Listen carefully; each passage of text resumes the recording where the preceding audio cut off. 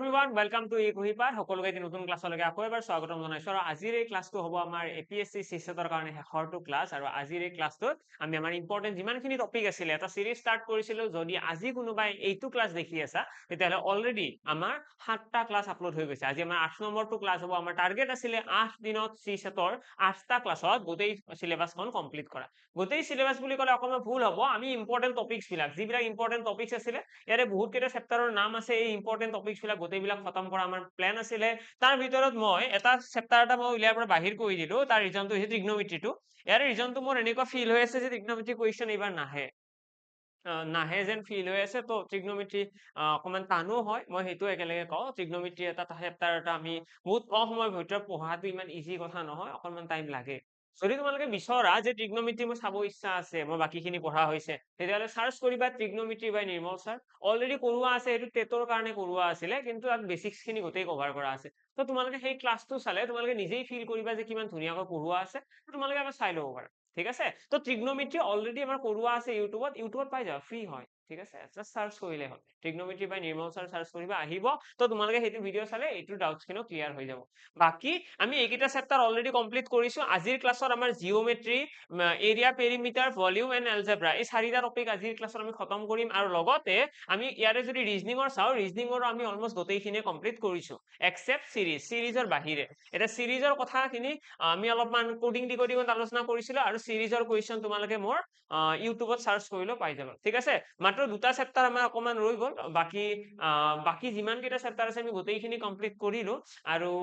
কথাটো এনেকুৱা যদি তোমালোকে বাকিখিনিও কমপ্লিট কৰা ন তোমালোকে এক্সামত পাছিং মাৰ্কটোতো আৰামছে পাই যাবা পাছিং মাৰ্কটোৰ কাৰণে তোমালোকে চিন্তা কৰিব নালাগে যিসকলে কন্টিনিউয়াছলি চাই আছে সিহঁতক মোৰ শুভেচ্ছা থাকিব নিশ্চয় ভাল হ'ব পজিটিভ থাকা কনফিডেন্ট থাকা ভালেই হ'ব আৰম্ভ কৰিছো আজিৰ এই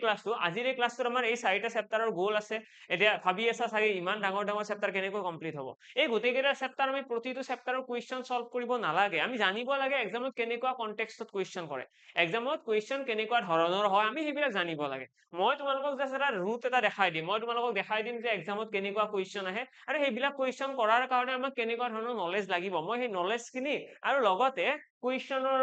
পেটাৰ্নটো মই এবাৰ দেখাই দিম সো তোমালোকৰ এক্সামত কোনো এটা কুৱেশ্যনক দেখি ভয় নালাগে হয়তো আজিৰ এই ক্লাছটো তোমালোকৰ মোৰ কাৰণে হয়তো কম সময়ৰ হ'ব পাৰে মোৰ কাৰণে 1 ঘণ্টাৰ ক্লাছ হ'ব পাৰে বা ইউটিউবত তোমালোকে দেখিবা ক্লাছটো 1 ঘণ্টাৰ চলিব 50 মিনিটৰ ক্লাছ কিন্তু আজিৰ এই ক্লাছটোৰ পৰা তোমালোকে বহুত পঢ়িব লগা থাকিব ইয়াতে বহুতখিনি ডাটা আছে এই গোটেইবিলাক ডাটা তোমালোকে মনত ৰাখিব লাগিব ঠিক আছে মানে মুখস্থ টাইপৰ হয় আজিৰ ক্লাছটো মেক্সিমাম বস্তু তোমালোকে মুখস্থ টাইপৰ হ'ব ওকে তো স্টাৰ্ট কৰিছো জিঅমেট্ৰিৰ সৈতে জিঅমেট্ৰি হয় কি জিঅমেট্ৰি বুলি ক'লে তোমালোকৰ মাইণ্ডত আহিব লাগিব এই লাইনছ এণ্ড এংগলছ বিলাকৰ কথা এংগলছ সকলোৱে জানা কোন আমাৰ যে কোন উৎপন্ন হয় সেই কোন বিলাকৰ কথাই মেইনলি আমি জিঅমেট্ৰিত আলোচনা কৰো আৰু তাৰে ভিতৰৰ কোন কেইটাৰ যদি আমি নাম চাবলৈ যাওঁ বা কোনটো ইম্পৰ্টেন্ট তো এইকেইটা হৈছে ইম্পৰ্টেন্ট এতিয়া ইয়াতে কুৱেশ্যন কেনেকৈ আহে চোৱা দেই তোমালোকে হয়তো অৱগত অলৰেডি জানাই এইখিনি কথা যে আজিকালি আমাৰ এক্সামত এপিএসসিৰ হওক আমাৰ কি কুৱেশ্যন আহে অলপমান এনালাইসিস কৰিব লগা কুৱেশ্যন আহে য'ত আমাৰ ষ্টেটমেন্ট থাকে বহুতখিনি আমাৰ এক্সামত আমি যদি জিঅমেট্ৰিৰ কথা কওঁ জিঅমেট্ৰিত এই ষ্টেটমেন্ট বেছড কুৱেশ্যন অহাৰ সম্ভাৱনা খুব বেছি থাকে খুব বেছি মই আঁতৰি দিছো বৰ্ডখনত তোমালোকে চাব পাৰিবা ইয়াতে বহুত কেইটা ধৰণৰ এংগল আছে ইয়াতে যদি চোৱা ন প্ৰথমটো হৈছে 0 ডিগ্ৰী এংগল মানে এই এংগলটোৰ ভ্যালু হৈছে 0 ডিগ্ৰী তো a ইকুৱেল কিমান আছে 0 ডিগ্ৰী ঠিক তেনেদৰে এটা কিমান আছে এটা আছে আমাৰ একিউট এংগল কি হয় একিউট এংগল বুলি ক'লে আমাৰ আহিব 0 ডিগ্ৰীতকৈ ডাঙৰ কিন্তু 90 ডিগ্ৰীতকৈ সৰু যিটো এংগল 0 ডিগ্ৰীতকৈ ডাঙৰ কিন্তু 90 ডিগ্ৰীতকৈ সৰু তাক আমি কি বুলি কওঁ একিউট এংগল বুলি কওঁ তাৰপিছত কি আছে তাৰপিছত আছে ৰাইট এংগল কি হয় যদি এটা কোণৰ মান 90 ডিগ্ৰী হয় সেইটোক আমি কি বুলি কওঁ সেইটোক আমি কওঁ 90 ৰাইট এংগল বুলি তাৰ লগতে আমি যদি চাওঁ নেক্সট আছে অবটিউজ এংগল কি হয় যিটো কোণৰ মান যিটো এংগলৰ ভ্যালু 90 ডিগ্ৰীতকৈ ডাঙৰ হয় যিটো এংগলৰ ভ্যালু 90 ডিগ্ৰীতকৈ ডাঙৰ হয় তাক আমি কি বুলি কওঁ 90 ডিগ্ৰীতকৈ ডাঙৰ কিন্তু 180 ডিগ্ৰীতকৈ সৰু তাক আমি কওঁ অবটিউজ এংগল বুলি ঠিক আছে দেন আমাৰ আহিব এইটো কয় ষ্ট্ৰেইট এংগল যাৰ ভ্যালু হৈছে 180 ডিগ্ৰী নেক্সট আছে আমাৰ ৰিফ্লেক্স এংগল কি হয় 180 ডিগ্ৰীতকৈ ডাঙৰ তোমালোকে ইয়াতে দেখিবা এই যিটো আছে ন এইটো হৈছে এই বিপৰীত চাইডত থকাটো ঠিক আছে এই সৰু সাইডটো নহয় ডাঙৰ সাইডটো ৰিফ্লেক্স এংগল বুলি ক'লে 180 ডিগ্ৰীতকৈ ডাঙৰ হ'ব লাগিব আৰু 360 ডিগ্ৰীতকৈ সৰু হ'ব লাগিব এটা এক্সাম ওৰিয়েন্টেড কুৱেশ্যন কেনেকুৱা মই অকমান কুৱেশ্যনৰ আইডিয়া দি দিছো বাকি এংগল কেইটা তোমালোকে ইয়াতে দেখা পালাই চাগে সকলোৱে তো এক্সামত আমাক ক'ব পাৰে আমাক এনেকুৱা কুৱেশ্যন এটা দিব পাৰে যে এটা অবটিউজ এংগেলৰ ক্ষেত্ৰত তলৰ কোনটো সত্য ঠিক আছে অবটিউজ মানে যে স্থূলকোণ অসমীয়াত স্থূলকোণ বুলি কয় in case of a obtuse angle which of the following statement is correct তো এনেকুৱা টাইপৰ কথা ক'ব obtuse angle always greater than 90 degree the value of obtuse angle always greater than 90 degree এইটো আমাৰ অপচন এ দিলে অপচন এত কি কৈছে স্থূলকোণ এটাৰ মান সদায় 90 ডিগ্ৰীতকৈ ডাঙৰ হয় তাৰে পিছত অপচন বি স্থূলকোণ এটাৰ মান সদায় 360 ডিগ্ৰীতকৈ সৰু হয় আমাক ক'লে যে এই যে স্থূলকোণ আছে অবটিউজ এংগেলৰ যিটো ভ্যালু আছে ন সেইটো 360 ডিগ্ৰীতকৈ সদায় সৰু হয় এটা এইটো সঁচা নে মিছা yes correct এইটো correct obtuse এংগেলৰ ভ্যালুটো সদায় 360 ডিগ্ৰীতকৈ সৰু হয় এইটো ডাঙৰ হ'ব নোৱাৰে 360 ডিগ্ৰীতকৈ ইভেন 180 ডিগ্ৰীতকৈ সৰু নেক্সট আমাক ক'লে যে obtuse এংগেলৰ ভ্যালু 180 ডিগ্ৰীতকৈ সৰু হয় দিলে এনেকৈ তো আমাক তিনিটা স্টেটমেন্ট দিলে এতিয়া অপচনত দি গৈছে state only one correct only two correct option C দিছে 1 and 2 both correct আৰু অপচন ডি দিছে 1 2 and 3 all are correct বুজি পালা তো এনেকুৱা ধৰণৰ স্টেটমেন্ট বেস ইয়াতে কোৱেশ্চন বনিব তো এই স্টেটমেন্ট বেস কোৱেশ্চন সলভ কৰাৰ কাৰণে এটা মই তোমালোকক কোৱেশ্চন দেখাই থকাৰ কোনো প্ৰয়োজন নাই কোনটো কোৱেশ্চন আহে মই নাজানো ইয়াৰে কোনোবা এটা সুধিও দিব পাৰে নাহিবও পাৰে একো ডাঙৰ কথা নহয় এনেকুৱাই নহয় যে ইয়াৰে ভিতৰত এটা কোৱেশ্চন দিবই লাগিব এক্সামত আহিবও পাৰে নাহিবও পাৰে কিন্তু কথাটো হ'ল কি আমি বহুত বেছি টাইম ওয়েস্ট কৰি লাভ নাই ইয়াৰে নামৰ আমি যে সাইট হ'ব লাগে যে কি ইম্পৰ্টেন্ট বস্তু আমি এটা ইয়াতে গোটেইকেইটা এংগেলৰ অলপমান নলেজ ৰাখিব লাগিব যে কোনটো এংগেল কি হয় ঠিক আছে নাম কেইটা মনত ৰাখিবা আৰু এংগেলৰ স্পেসিফিকেশন মানে এতিয়া একিউট এংগেল মানে কি যে 0 ডিগ্ৰীতকৈ ডাঙৰ 90 ডিগ্ৰীতকৈ সৰু এইটো বস্তু জানি থৈ দিয়া ৰাইট এংগেল মানে কি 90 ডিগ্ৰী ভ্যালু কি হ'ব 90 ডিগ্ৰী হ'ব অবটিউজ এংগেল মানে কি তো তোমালোকে যেতিয়া এইটো গম পাবা যে 90 ডিগ্ৰীতকৈ ডাঙৰ 180 তকৈ সৰু বাকি তোমালোকে এক্সামত স্টেটমেন্ট কেইটা পঢ়ি চালে বুজি পাই যাবা ইয়াতে কোৱেশ্চন ম্যাক্সিমাম চান্স আছে স্টেটমেন্ট বেসড আহাৰ তাৰ বাহিৰে বেলেগ আৰু এটা টাইপৰ কোৱেশ্চন আছে সেইটো আহিব পাৰে এইটো হৈছে আমাক সাপোজ কৈ দিলে এটা এইটো চোৱা এইটো হৈছে অপোজিট এংগেল মানে কি এটা দুটা ৰেখায়ে দুটা লাইনে যেতিয়া এটা বিন্দুত ইন্টাৰসেক্ট কৰে দুটা লাইনে এটা বিন্দুত যেতিয়া ইন্টাৰসেক্ট কৰে এডালে আনডালক কাটি দিয়ে তেতিয়া হলে সিহঁতে উৎপন্ন চাৰিটা কোণ কৰিব চাৰিটা এংগেল ফৰ্ম কৰে তাৰে এই দুটা কোণ আৰু একদম ওপৰৰ এই দুটা কোণ কি হয় সমান হয় ইয়াতে এ আৰু বি লিখা আছে এ আৰু বিৰ ভ্যালু কি হ'ব সমান হ'ব এইটো কি বুলি কয় অপোজিট এংগেল বুলি কয় দেন আমাৰ এটা আছে কমপ্লিমেন্টাৰী এংগেল এই কমপ্লিমেন্টাৰী এংগেলৰ ওপৰত বেস কৰা এটা কোৱেশ্চন আমাৰ এক্সামত আহে এটা আহে কমপ্লিমেন্টাৰী এংগেল আৰু এটা আহে সাপ্লিমেন্টাৰী এংগেল এই দুটা এংগেলৰ ওপৰত বেস কৰি পেলাই আমাৰ এক্সামত দুটা ধৰণৰ কোৱেশ্চন দিব পাৰে তো সেইটো এবাৰ দেখাই দিছো ঠিক আছে তো এক্সামত তোমালোকে দেখিবা আমাক কব যে চোৱা এটা কমপ্লিমেন্টাৰী এংগেল মানে হয় কি ফাৰ্স্ট সেইটো বুজি ল'ব লাগে কমপ্লিমেন্টাৰী এংগেল মানে হৈছে যিকোনো দুটা কোণৰ যদি যোগফল যদি 90 ডিগ্ৰী হয় সেইটোক আমি কি বুলি কওঁ পূৰক কোণ বুলি কওঁ এইটো কমপ্লিমেন্টাৰী অসমীয়াত কয় পূৰক কোণ ঠিক আছে এতিয়া এই কমপ্লিমেন্টাৰী এংগেলৰ স্পেসিফিকেশন বুজি পালো যে দুটা কোণৰ যোগফল কিমান হ'ব লাগিব 90 ডিগ্ৰী এক্সামত কোৱেশ্চন কেনেকৈ দিব এক্সামত ক'ব যে 30 ডিগ্ৰী কোণৰ পূৰক কোণ উলিওৱা what is the complementary angle of a 30 degree angle মানে এটা কোণ এটা আছে এংগেল এটা আছে সেই কোণটোৰ ভ্যালু আমাক দিয়া আছে 30 ডিগ্ৰী কমপ্লিমেন্টাৰী উলিয়াব দিব তো আমি ইনস্ট্যান্টলি গম পাব লাগিব যদি এটা কোণ 30 হয় আনটো কিমান হ'ব কাৰণ দুটা কোণৰ যোগফল কিমান 90 ডিগ্ৰী হলেহে আমি সেইটো কি বুলি কওঁ কমপ্লিমেন্টাৰী বুলি কওঁ অৰ্থাৎ আমি কম যদি এটা কোণ 30 হয় তেতিয়াহলে আনটো কিমান হ'ব আনটো হ'ব আমাৰ 60 কাৰণ 60 + 30 আমাৰ आंसर কিমান আহিব 60 + 30 আমাৰ আহি যাব ইয়াতে 90 ডিগ্ৰী তো সেই কাৰণে এক্সামত তোমালোকক এইটো দিব পাৰে যে কমপ্লিমেন্টাৰী এংগেল এটা কিবা মান দি দিলে তাৰ কমপ্লিমেন্টাৰী উলিয়াব দিলে লগতে এনেকুৱা কোৱেশ্চন আহিব পাৰে যত আমাক কৈছে ৰেশিও অফ টু কমপ্লিমেন্টাৰী এংগেল ওয়াজ 5:4 দুটা কমপ্লিমেন্টাৰী এংগেলৰ অনুপাত হৈছে 5:4 তেতিয়া হলে সিহঁতৰ ভ্যালু উলিওৱা কথাখিনি ভালদৰে শুনি আছা নে নাই মই গোটেই কেইটা পইণ্ট মই ইয়াতে আজিৰ ক্লাছত যিমান সময় ক্লাছ হ'ব তাৰে যিমানখিনি কথা কম প্ৰতিটো ইম্পৰ্টেন্ট কথা কম সেই কাৰণে তোমালোকৰ ক্লাছটো যদিও 40 মিনিটৰ হ'ব যদিও 1 ঘণ্টাৰ হ'ব যিমানে সময় নহওক কিয় হয়তো তাতকৈ বেছি তোমালোকে কষ্ট কৰিব লাগিব প্ৰতিটো কথা ভালদৰে শুনি যাব লাগিব এটা পইণ্টৰ এটা কোৱেশ্চন লুকাই আছে আমাক এইটো ক'ব পাৰে ৰেশিও অফ টু কমপ্লিমেন্টাৰী এংগেল ওয়াজ 5:4 দুটা কমপ্লিমেন্টাৰী এংগেলৰ মানে এজোৰ বুলি ক'লে ভুল নহয় দুটা কোণ আছে সিহঁত দুটা কমপ্লিমেন্টাৰী সিহঁত দুটাৰ অনুপাত আমাক দি দিব ৰেশিও কিমান 5:4 তো আমাক যদি ৰেশিও দিয়া থাকে আমি ইয়াৰে পৰা অৰিজিনেল এংগেলটো উলিয়াব পাৰিম নে নিশ্চয় পাৰিম কাৰণ চোৱা ৰেশিও হৈছে কি ৰেশিও অৰিজিন সংখ্যা নহয় তো 5 ৰেশিওটোক আমি ক'ব পাৰো 5x 4 ৰেচিঅ'টোক আমি কি কম 4x আৰু ইহঁত দুটাৰ যোগফল কিমান হ'ব লাগিব আমি অলৰেডি জানো যে কমপ্লিমেন্টাৰী এংগলৰ যোগফল 90 ডিগ্ৰী মানে 5x + 4x কিমান 90 ডিগ্ৰী অৰ্থাৎ 9x ইকুৱেল কি আহি গ'ল 9x ইকুৱেল আহি গ'ল 90 ডিগ্ৰী আৰু ইয়াৰে পৰা x ইকুৱেল তোমালোকে পাই যাবা 10 ডিগ্ৰী x ৰ ভ্যালু যদি 10 হয় এটা কোণৰ মান কিমান হ'ব 10 5 গুণ 50 ডিগ্ৰী এটা কোণ 50 ডিগ্ৰী আৰু আনটো কিমান 40 ডিগ্ৰী অৰ্থাৎ 50 যোগ 40 90 ডিগ্ৰী হৈ গ'ল আমাৰ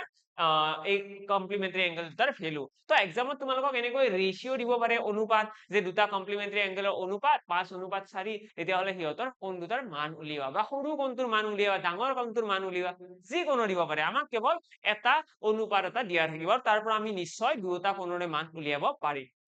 এতিয়া ইয়াতে সামৰণি নপৰে কমপ্লিমেন্টাৰী এংগলত যিমানখিনি কথা আমি শিকিলো যে কমপ্লিমেন্টাৰী এংগল হলে দুটা কোণৰ মান 90 ডিগ্ৰী হ'ব ঠিক তেনেদৰে সাপ্লিমেন্টাৰী এংগলৰ কি হয় যিকোনো দুটা কোণৰ যোগফল যেতিয়া 180 ডিগ্ৰী হয় দুটা এংগল আছে a আৰু b দুটা এংগল সিহঁতৰ সাম a + b ইয়াতে লিখা আছে চোৱা a + b = 180 ডিগ্ৰী আৰু এই ক্ষেত্ৰত আমি এইটো কি বুলি কওঁ আমি সেইটো কওঁ সাপ্লিমেন্টাৰী এংগল সাপ্লিমেন্টাৰী এংগলৰ সেই একেখিনি কোৱেশ্চন আহিব আমাক ক'ব এটা কোণৰ মান 60 ডিগ্ৰী তেতিয়াহ'লে তাৰ সাপ্লিমেন্টাৰী কোণ উলিওৱা কেনেকে উলিয়াম চোৱা টোটেল হ'ব লাগিব 180 তাৰে এটা যদি 60 হয় মানে এটা কি হ'ব 120 ডিগ্ৰী বুজি পালানে 120 যোগ 60 কিমান 180 ডিগ্ৰী আমাৰ গোল কি আমাক কৈছে সাপ্লিমেন্টাৰী বা সম্পূৰক কোণ মানে সিহঁতৰ যোগফল সদায় 180 ডিগ্ৰী হ'ব তাৰে ভিতৰত যদি এটা কোণ যদি 60 হয় আনটো 120 হ'ব আৰু ঠিক তেনেদৰে যদি আমাক ৰেশিও দিয়া থাকে ইয়াতে যেনেকৈ ৰেশিও দিয়া আছে উলিয়াব পাৰিম ন এটা কুৱেশ্চন এটা দি দিলো সকলোৱে চেষ্টা কৰিবা আমাক কৈ দিলে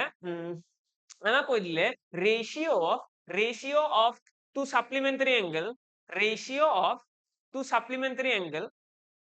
supplementary angle was 2:7 দুটা সম্পূৰক কোণৰ অনুপাত 2:7 সিহঁতৰ সৰু কোণটোৰ মান উলিওৱা find the smallest angle ratio of two supplementary angle was 2:7 then find the smallest angle ঠিক আছে হোমৱৰ্ক থাকিলে এইটো ট্ৰাই কৰিবা আৰু কমেন্ট বক্সৰ এনসাৰটো জনাবা কিন্তু সকলোৰে খুব ইজি কোৱেশ্চন হয় কিন্তু ট্ৰাই কৰিব লাগিব নেক্সট আইছো এতিয়া ইয়াৰে পাছত কি হ'ব এইখিনি হৈছে এংগুলাৰ আৰু লগতে এইটোক কয় এডজাসেন্ট এংগল বুলি কয় এইটো বাৰু ইমান বেছি ইম্পৰ্টেন্ট নহয় একেলগে আছিল কাৰণে ফটোখনত আহি গ'ল বাকি কেইটা কিন্তু ইম্পৰ্টেন্ট ঠিক আছে বাকি কেইটা ইম্পৰ্টেন্ট আৰু এইখিনিলৈকে হ'ল এইটো হৈছে টাইপস অফ এংগলছ ইন জিওমেট্ৰি এইটোৰ ওপৰত বেছ কৰি এটা কুৱেশ্চন আহিবও পাৰে সেইটো বেলেগ কথা কিন্তু ইম্পৰ্টেন্ট হয় ঠিক আছে এবাৰ চাই থোৱাটো বহুত বেছি ইম্পৰ্টেন্ট কাৰণ এক্সামত আহি গ'লে মিছা কনফিউজন হোৱাতকৈ আমি যাতে সলভ কৰিব পাৰো এটা তাৰ লগতে জড়িত নেক্সট আমাৰ আহিব এতিয়া জিওমেট্ৰিতে আহিব বাৰু এইটো কয় কোঅৰ্ডিনেট জিওমেট্ৰি যোৱাবাৰো আহিছিল চাগে মোষ্ট প্ৰবাবলি কোঅৰ্ডিনেট জিওমেট্ৰি কোৱেশ্চন আহে মই কৈছো ন অলৰেডি কৈছো আজিৰ ক্লাছত ইমানে ডাটা আছে ন ইমানে ইম্পৰ্টেন্ট টপিক আছে হয়তো আজিৰ ক্লাছৰ পৰা মিনিমাম দুটা বা তিনিটা কুৱেশ্চন কমন পৰিব নহয় পৰিবই দুটা বা তিনিটা বেছিও পৰিব পাৰে 5টা মান কুৱেশ্চন কমন পৰিব পাৰে কাৰণ আজি মই বহুত ডাটা দিম বহুত ইম্পৰ্টেন্ট কথা আজি আলোচনা কৰিম এতিয়া এইটো কয় কোঅৰ্ডিনেট জিওমেট্ৰি হয় কি তোমালোকে সকলোৱে চাগে সৰুতে গ্ৰাফ বনাইছিলা আমি যে গ্ৰাফ বুক কিনিছিলো 5 টকীয়া বুক এটা কিনি পেলাই যে ড্ৰয়িং বনাই আছিলো কিবা কিবি a বিন্দু b বিন্দু তাৰপিছত লগ কৰি দিও এটা লাইন বনাই দিও তো সেই গ্ৰাফৰে এটা কুৱেশ্চন হৈছে এটা চেপ্টাৰ যাক আমি কোঅৰ্ডিনেট জিওমেট্ৰি বুলি কওঁ আৰু ইয়াতে আমাৰ এতিয়া চোৱা কোঅৰ্ডিনেট জিওমেট্ৰিটো এনে বহুত দীঘলীয়া চেপ্টাৰ কোঅৰ্ডিনেট জিওমেট্ৰি শিকিব লগা কথাও বহুত আছে কিন্তু আমি এতিয়া এনেকুৱা বস্তুবিলাক শিকিম যিবিলাক বস্তু আমাৰ এমসিকিউ বেসড এক্সামত আহিব পৰা সম্ভাৱনা থাকে এনেইতো কোঅৰ্ডিনেট জিওমেট্ৰি ড্ৰয়িংটো মেইন কোঅৰ্ডিনেট জিওমেট্ৰি ড্ৰয়িং বহুত কৰিব লগা থাকে সেই চেপ্টাৰটোত কোঅৰ্ডিনেট জিওমেট্ৰি হওক বা আমাৰ যিমান বিলাক বাকি চেপ্টাৰ আছে আমাৰ জিওমেট্ৰিৰ মেক্সিমাম চেপ্টাৰত আমাৰ ড্ৰয়িংটো ইম্পৰ্টেন্ট হয় ঠিক আছে কিন্তু আমাৰ কোঅৰ্ডিনেট জিওমেট্ৰি তাত তিনিটা মান কুৱেশ্চন আছে যিকেইটা ড্ৰয়িং কৰাৰ প্ৰয়োজন নাই আমি ক্যালকুলেশন কৰি পেলাই এনসাৰ দিব পাৰো তো সেই তিনিটা কুৱেশ্চন হে আমাৰ এমসিকিউ বেসড এক্সামৰ কাৰণে ইম্পৰ্টেন্ট হয় এতিয়া এইটো কুৱেশ্চন ইয়াতে কৈছে কি পইণ্ট a and b দুটা পইণ্ট আছে a পইণ্ট আৰু b পইণ্ট ঠিক আছে ইহঁতৰ এইটো কোঅৰ্ডিনেট দিয়া আছে x আৰু y এক্সিছত দিয়া থাকে ন আমাক যে এনেকৈ দিয়া থাকে পইণ্ট যে এটা বিন্দু আছে এটা বিন্দুৰ লোকেশন হৈছে 2 3 বিন্দু আৰু এটা বিন্দু আছে আমাৰ কিমান এতিয়া কৈ দিলো মই 9 আৰু -2 এইটো হৈছে এটা বিন্দু এতিয়া এই বিন্দু দুটাৰ মাজৰ দূৰত্ব কিমান আমাক এই কোৱেশ্চনটো কৰে আমাক কয় ডিসটেন্স বিটুইন 2 পইণ্টস 2 3 and 9 আৰু -2 কি হ'ব ইহঁতৰ মাজত ডিসটেন্স উলিয়াব দিয়ে তো ডিসটেন্স উলিওৱা ফৰ্মুলাটো ইমানে সহজ তোমালোকে এবাৰ চালে মনত থাকিবই মই লিখি দিও মনত থাকিবই কেনেকে মনত থাকিব এতিয়া তোমালোকে কৰিব কি লাগে ইয়াতে যিটো বস্তু আছে ইয়াতে চোৱা প্ৰথমটোক আমি x এক্সিস বুলি কওঁ ন আমি যেতিয়া সংখ্যা ৰেখা এনেকৈ ড্ৰয়িং বনাও আমি এইটোক কওঁ x এক্সিস x ড্যাশ এইটো কয় y এইটো কয় y ড্যাশ এনে কি হয় ইয়াতে আমি এইটো সাইডত লিখো প্লাস আৰু মাজৰটো কি বুলি কয় মাজৰটো কয় 0 বুলি এইটো +1 +2 +3 +4 এনেকে যায় 1 2 3 4 5 আৰু এইফালে কি আহিব এইফালে আহিব -1 এইফালে আহিব -2 -3 এনেকৈ আহিব ঠিক তেনেদৰে ওপৰত কোন আহিব ওপৰত আহিব +1 +2 +3 এনেকৈ আহিব 1 2 3 4 আৰু তলফালে কোন আহিব ইয়াতে আহিব -1 -2 ঠিক আছে -3 -4 ঠিক আছে এইটো সাইডত পজিটিভ ওপৰৰ সাইডে পজিটিভ এইটো সাইডত নিগেটিভ এইটো সাইডত নিগেটিভ এটা ইয়াতে আমি কোঅৰ্ডিনেট বিলাক এনেকুৱা কোঅৰ্ডিনেট বিলাক ইয়াতে পইন্ট আউট কৰিব পাৰো কেনেকৈ চোৱা এটা 2:3 আছে ন 2 আৰু 3 আছে 2 আৰু 3 থাকিলে আমি ক'ত বহাম 2 আছে মানে 2 ঘৰত থাকিব 3 আছে মানে ইয়াতে আহিব y এক্সিসত 3 তো এইখিনি জায়গাত আলটিমেটলি পইন্টটো হ'ব পইন্ট এইখিনিত হ'ব বুজি পালা অকমান মই দেখাই দিছো আইডিয়া এটা আহি যাও চোৱা ইয়াতে আছে 0 মোক কি কৈছে চোৱা x এক্সিসত মই 2 ঘৰ যাব লাগিব তো x অক্ষত মই 2 ঘৰ গৈছো 1 ঘৰ 2 ঘৰ তাৰপিছত কি কৈছে y অক্ষত 3 ঘৰ 2 আৰু 3 আছে ন চাই লোৱা তো 3 আছে মানে ওপৰৰ পিনে যাব এইবাৰ 3 আছে ন ওপৰৰ পিনে গ'ল এটা নেক্সটটো যদি চাও 9 আৰু -2 তো ইয়াতে কি হ'ব প্ৰথমতে 9 লৈকে যাব এনেকৈ x এৰে 9 লৈকে যাব তাত ৰখিব তাৰপিছত চাব এইফালে কোন আছে -2 আছে মানে এইফালে তলৰ ফালে আহিব y এক্সিসত -2 ন তলৰ ফালে আহিব তো এপ্ৰক্সিমেটলি 5 6 7 8 9 এইখিনিত 9 আহিব ইয়াতে আহিব -2 তো আমাৰ ইয়াতে বিন্দু এটা আহিব এতিয়া আমাক এক্সামত কোৱেশ্চন কি কৰিছে হয়তো অকমান দীঘলীয়া বনাই দিছো যাতে বুজিবলৈ পুৰা ধুনীয়া সুবিধা হয় 6 7 8 9 ঠিক আছে 9 যদি ইয়াতে হয় তো এইটো মই 6 7 8 9 ইয়াতে আমাৰ এপ্ৰক্সিমেটলি এইখিনি মানত হ'ব আমাৰ ড্ৰয়িংটো এক্স্যাক্টলি কাৰেক্ট হোৱা নাই কিন্তু এপ্ৰক্সিমেটলি ধৰিলা তো এটা বিন্দু আহিব ইয়াতে এটা বিন্দু ইয়াতে আমাক এতিয়া কৈছে ইয়াৰে পৰা ইয়ালৈকে দূৰত্ব কিমান ইয়াৰ পৰা ইয়ালৈকে দূৰত্ব কিমান ঠিক আছে আমাক সেইটো উলিয়াব দিছে ইয়াৰ পৰা ইয়ালৈকে দূৰত্ব কিমান এতিয়া এইটো উলিয়াবৰ কাৰণে আমি ৰিটেন ট্ৰায়ালও কৰিব পাৰো আমি 9 10 ত যেতিয়া সলভ কৰিছিলো আমি ইয়াতে ড্ৰয়িংটো কমপ্লিট কৰিছিলো ইয়াতে ডটেড লাইন এটা আঁকিছিলো এনেকৈ ডটেড লাইন এটা আঁকি দিও ওপৰৰ পৰা ডটেড লাইন আঁকি দিও আঁকি দি পেলাই এইটো এটা কি বনাই দিও এইটো এটা বনাই দিও আমি সমকোণী ত্ৰিভুজ তাৰপিছত ইয়াতে পাইথাগোৰাছৰ ফৰ্মুলা লগাই দিও এনসাৰ ওলাই যায় কিন্তু এতিয়া আৰু আমি এক্সামৰ এই 2 দিন আগত ইমান বেছি ডিটেইলছত শিকিব নাযাও আমি জাস্ট অকমান ওপৰে জানিলে হ'ল তো আমাক এনেকুৱা দুটা বিন্দু দি দিব দুটা বিন্দুৰ আমাক কোঅৰ্ডিনেট এক্সামত দি দিব এইটো এটা কোঅৰ্ডিনেট এইটো এটা কোঅৰ্ডিনেট আমাক ইয়াৰে পৰা ক'ব যে এই বিন্দু দুটাৰ মাজৰ দূৰত্ব কিমান distance between any two point দুটা পইণ্টৰ মাজৰ ডিসটেন্স কিমান তো দূৰত্ব যদি উলিয়াব দিয়ে আমি কৰিব কি লাগে ইয়াতে যিটো x ৰ ভ্যালু আছে সেই x ৰ ভ্যালুৰ পৰা ইয়াৰে x ৰ ভ্যালুটো বিয়োগ ইয়াতে যিটো y ভ্যালু আছে তাৰ পৰা ইয়াৰে y ৰ ভ্যালুটো বিয়োগ দ্যাটস ইট এইখিনি কামে তোমালোকে কৰিব লাগে আৰু বেলেগ একো কৰিব লগা নাই ইয়াৰে x ৰ ভ্যালুৰ পৰা এইটো বিয়োগ এতিয়া মই এইটো কোৱা নাই যে এইটোৰ পৰাই সদায় বিয়োগ কৰিবা এইটোৰ পৰা বিয়োগ কৰিলেও কেছ নাই কাৰণ চোৱা মই যদি ইয়াতে সলভ কৰি দেখাই দিও 2 ৰ পৰা 9 বিয়োগ কৰিলে কি থাকিব 2 বিয়োগ 9 কি থাকি গল -7 যদি মই 9 ৰ পৰা 2 বিয়োগ কৰি দিও তেতিয়া কি হ'ব 9 বিয়োগ 2 তেতিয়া আহি গল ইয়াতে 7 মানে এনসাৰটো বেলেগ বেলেগ আহিছে ন এনসাৰ বেলেগ বেলেগ আহিছে এতিয়া তোমালোকৰ কনফিউজন হৈ গল যে এক্সামত আমি